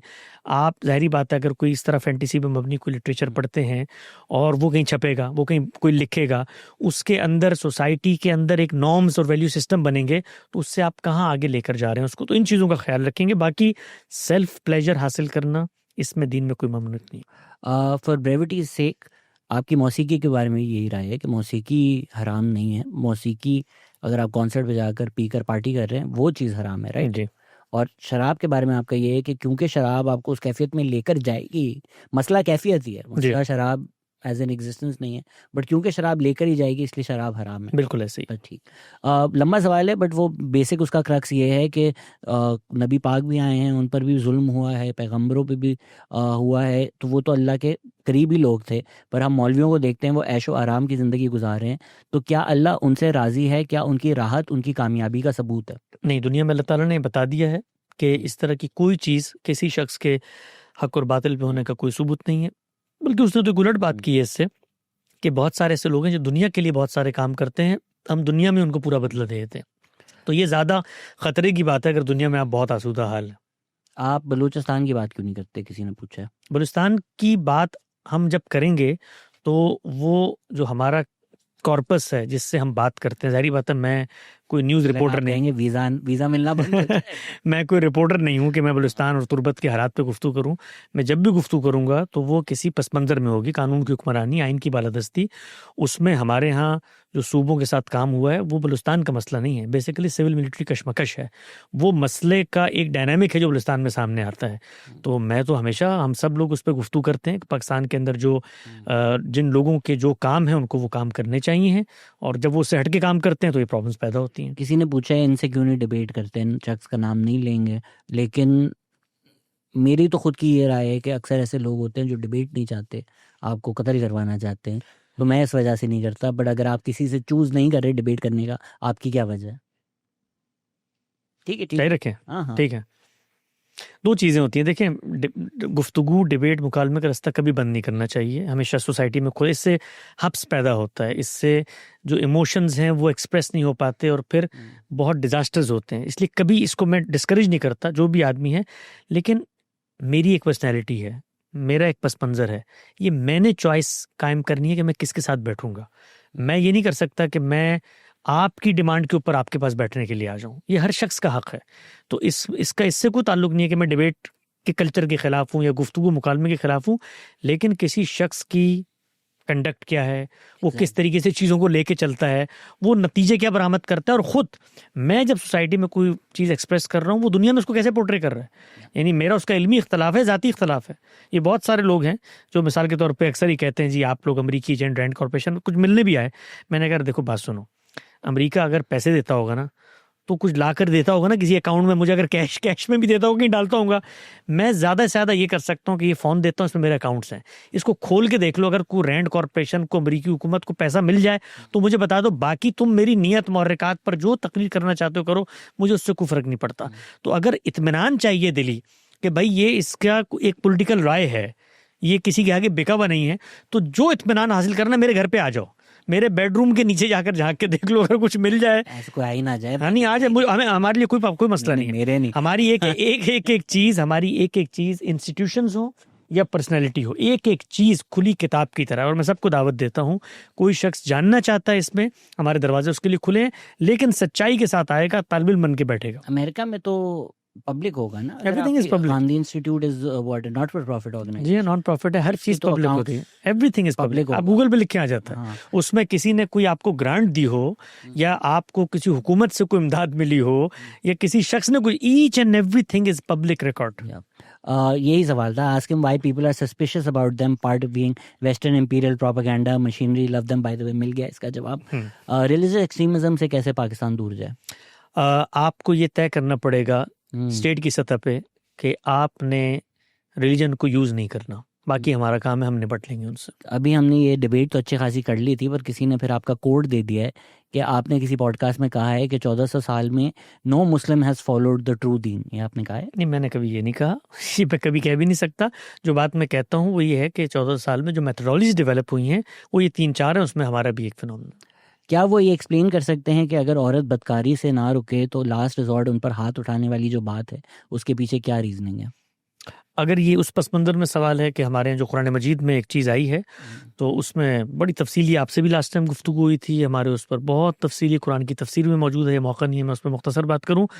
अगर कोई औरत बदकारी पर उतर जाती है तो हम ये कहते हैं कि इस दौर के अंदर ये हक फ़र्द को देने के बजाय आप इंस्टीट्यूशंस के हवाले करें और कोई अदालत के अंदर आप जाएं, और वो इस मामले में अगर कोई उसको सज़ा देना चाहती है, तादीद देना चाहती है, तो उसका हक है। फ़र्द को यह हक इस वक्त हम नहीं दे सकते। Why does a school of thought justify domestic violence on women? Never ever, हमने तो कभी डोमेस्टिक वायलेंस के बारे में कोई बात कभी की नहीं। डोमेस्टिक वायलेंस कैसे की जा सकती है? जो बात हम करते हैं वो कुरान की एक आयत की इंटरप्रिटेशन है, उसके पस मंज़र में बताते हैं। इंस्टीट्यूशन कायम होगा, अथॉरिटी कायम होगी, मिस यूज़ होगा तो उस पर अल्लाह की तरफ से सज़ा है। बंदों ने मिस यूज़ किया तो सिस्टम के सुपुर्द कर देना चाहिए, सिस्टम सज़ा देता है। आपकी जो बीवी है अगर वो घर पे बैठकर ड्रग्स करे तो वेस्ट के अंदर भी उसको गिरफ्तार करके उसको जेल में डालते हैं। तो ये तो उस इंस्टीट्यूशन को तोड़ने की सजा है। 295C पे सवाल है, बट पिछले बार अच्छा खासा डिस्कस कर लिया था। क्या नॉन मुस्लिम पाकिस्तान के हीरोज हो सकते हैं? बिल्कुल हो सकते हैं, क्यों नहीं हो सकते। Non Muslim Pakistan nation state है, ये मुसलमानों का सिर्फ मुल्क नहीं है। जो लोग यहाँ आबाद थे उन सब का मुल्क है, उन सब को हक हासिल है, उन सब को यहाँ हुक्मरानी का हक हासिल है। हमारे यहाँ जो इस तरह के कवानीन बने हैं वो इस नेशन स्टेट की स्पिरिट के बिल्कुल खिलाफ है। He said in his Ilmun Nabi speech something like, it seems Allah did not want his prophet's word to be misunderstood 100%. Why does he feel that way? Any examples? ये बिल्कुल नहीं कहा मैंने, जो बात की है वो इससे मुख्तलिफ बात है।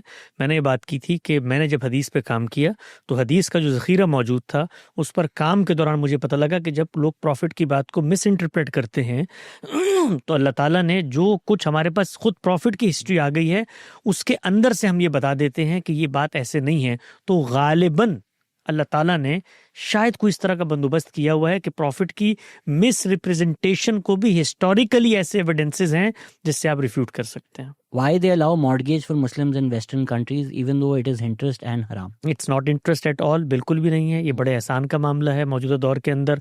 बिल्कुल ऐसे ही है कि मेरे वालिद साहब मुझे ये ऑफ़र करें कि भाई तुम घर नहीं ख़रीद सकते, घर मैं ख़रीद देता हूँ, उसका तुम मुझे किराया देते रहो और जो तुम मुझे किराया दोगे उसको मैं घर की मिल्कियत में शुमार कर लूँगा, तो मैं तो अब्बा जान को रोज़ाना झोली फैला के दुआएं दूंगा। यही काम बैंक करता है। There are sahih hadith about the arrival of Mehdi, yet Mr. Gandhi says there isn't going to come any Mehdi. जो हदीसें सनदन सही हैं उनको हमने अपनी बुक में लिखा है, उसमें किसी इस तरह के तिलिस्माती फ़र्द की आमद का जिक्र नहीं है। उसमें जिसका जिक्र है उसको हमने बता दिया कि वो आ चुका है। Does reading and memorizing text one doesn't know the meaning of benefit spiritually or materially? Spiritually तो हो नहीं सकता, किसी टेक्स्ट को आप याद करें आप उसका मीनिंग ही नहीं जानते हो, तो स्पिरिचुअली कनेक्शन के लिए तो मीनिंग जानना ज़रूरी है। Since you believe that there shouldn't be a religion of the state, how do you suggest the implementation of Islamic laws and punishments? State का रिलीजन नहीं होता, हुकूमत का होता है। हुकूमत मुसलमानों की होगी तो उन्होंने मुसलमानों से मुतल्लिक जो लॉज हैं वो उन पे इम्प्लीमेंट करने। Ask him about the hadith that किसी का दिल दुखाना खाने काबा की दीवार गिरा देने से ज़्यादा बड़ा जुर्म है। Is this सही और गलत? मेरे इल्म भी हद तक कोई ऐसी सही है। Ask him about Islamic rulings on the relationship between girl and boy as boyfriend and girlfriend. Girlfriend और बॉयफ्रेंड अगर आप बनते हैं और उसमें जो दीन के तकाजे हैं, अगला पार्ट भी है क्या कि अगर लड़का चीट करे तो क्या उसकी कोई सजा होगी? ये दानिश मंदी भाई आपने अच्छा सोचा है। हाँ। जब रिलेशनशिप ही हराम है तो उसमें चीटिंग का गुनाह थोड़ी मिल सकता। नहीं, मेरा ख्याल ये कि आपको इस्लाम मॉडेस्टी की दावत देता है। आप मर्द और औरत आपस में दोस्ती कर सकते हैं, उनका एक अच्छा रिलेशनशिप हो सकता है, लेकिन उसके अंदर कुछ हुदूद हैं, कुछ शराइत हैं, उनको कायम रखना चाहिए हमें। Is it necessary to offer Jummah prayer nowadays? What are the Shariat for Jummah prayer to be farz? इस्लाम में जुम्मा की जो सुन्नत कायम की गई है, हुक्मरान या उसका कोई मुकर्रर करदा इमाम होगा, और अगर वो नहीं है लेकिन मुसलमानों का इज्तमाई तौर पे ये कंसेंसस है तो मुसलमानों की जमात से अलग नहीं होना चाहिए, जुम्मा पढ़ना चाहिए। हम पढ़ते हैं यूएस के अंदर। Is a man responsible for and answerable to Allah for his mother, sister, wife or daughter to wear immodest clothes? बिल्कुल भी नहीं। हर एक शऊर के लिहाज से दुनिया के इम्तिहान में शरीक है, सब ने अपना जवाब खुद देना है। If the killing of the people of Makkah was a divine punishment, then why were they given the opportunity to accept Islam? इसलिए कि अल्लाह ताला ने उनको मोहलत दी, उन पर इत्माम हुज्जत हुआ और इत्माम हुज्जत के बाद उनका इंतखाब था कि उन्होंने इसको इख्तियार करना है या नहीं करना। तो ऐसा नहीं होता कि जब आप पनिशमेंट देते हैं तो उसमें आप अल्टीमेटम नहीं देते, समझाते नहीं, ये खुद दावत है, ये मराहिल है उसके, उसको मौका दिया गया। Can a woman lead prayers? I think हमने लास्ट टाइम डिस्कस किया था। हमारे ट्रेडिशन में ये चीज़ नहीं है, प्रॉफिट ने इसको बाकायदा तौर पर ट्रेडिशन के तौर पर जानने की, बल्कि इसकी गुंजाइश है। खुद उन्होंने उम्मे वर्क़ा रज़ी अल्लाह ताला अन्हा को मुकर्रर किया और उनका एक इमाम मर्द को बनाया, मौज़िन मर्द को बनाया। What's his opinion on तकलीद? Why he also followed Javed Ahmad Gandhi on the same time? तकलीद शऊरी तौर पे करें, कोई प्रॉब्लम नहीं है। आप तकलीद इंतज़ामी मसला समझते हैं, लोग दुनिया भर में तकलीद करते हैं, लेकिन तकलीद की बुनियाद पर आप ये नहीं कह सकते कि जो कुछ आप मान रहे हैं वो सही भी है। आपको रीजनिंग बतानी पड़ेगी। Reading philosophy and understanding, is it right or wrong according to Islam? बिल्कुल ठीक है। फ़िलासफ़ी कुछ चीज़ों का जवाब देती है, अगर वो इस्लाम के मुताबिक नहीं है तो इस्लाम की रीजनिंग उसके सामने रखेंगे। बस जाते जाते इंजीनियर मिर्ज़ा साहब, जिन्होंने आपके थोड़े बहुत इख्तिलाफ हैं उनसे, वो होते हैं जो उनके भी गांधी साहब से थोड़े इख्तिलाफ है, लेकिन वो हमेशा बड़े एहतरामन उनकी बात करते हैं। पर जो उनके साथ हो रहा है, ए जो उन्होंने किया, क्या वो ब्लास्फेमी है? और बी आप पॉलिटिकली कैसे देखते हैं कि किस वजह से उनके साथ ये हो रहा है? मेरा ख्याल है दुनिया के अंदर बहुत सारे मामलात इंसान करता है और बहुत सारे मामलात खुदा कर रहा होता है। इंजीनियर साहब के साथ जो कुछ हो रहा है इसमें इंसानों के साथ साथ कुछ खुदा की स्कीम का भी दखल है और इससे बहुत खैर बरामद होगी इस मुल्क के अंदर।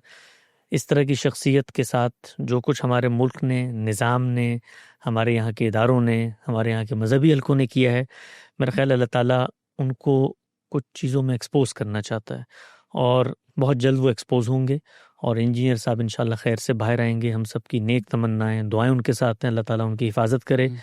और मुझे लगता है कि पाकिस्तानी सोसाइटी मैच्योर होगी उनके बाहर आने के बाद।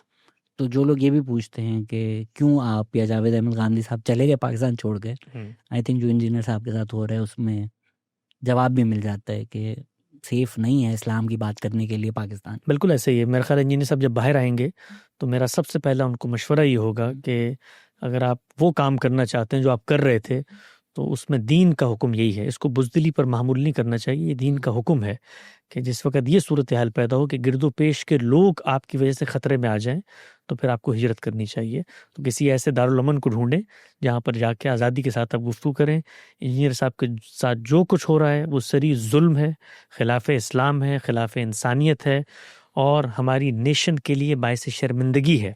और हम इस चीज़ को धोते धोते हमें अब अशरे लगेंगे कि हमने एक नौजवान को जिसने अपनी अर्थ से दीन को सीखा, सही गलत से कता नज़र, उसके रवैये से कता नज़र, उसने मेहनत की, हज़ारों लाखों लोगों को उसने इंस्पायर किया, उससे सिर्फ बदला और इंतकाम लेने के लिए हमने उसके लिए क्या किया, पैगंबर के नाम को मिसयूज़ किया। सबसे बड़े जो दुख की बात है, इंजीनियर साहब पे कोई ज़मीन गबन करने का मुकदमा कर देता, कोई उनके ऊपर अगवा बर तावान का मुकदमा कर देता, लॉ के साथ वो लड़ते। मेरे पैगंबर को मिसयूज़ किया आप लोगों ने और पैगंबर को आपस की लड़ाई में ले आए हैं आप।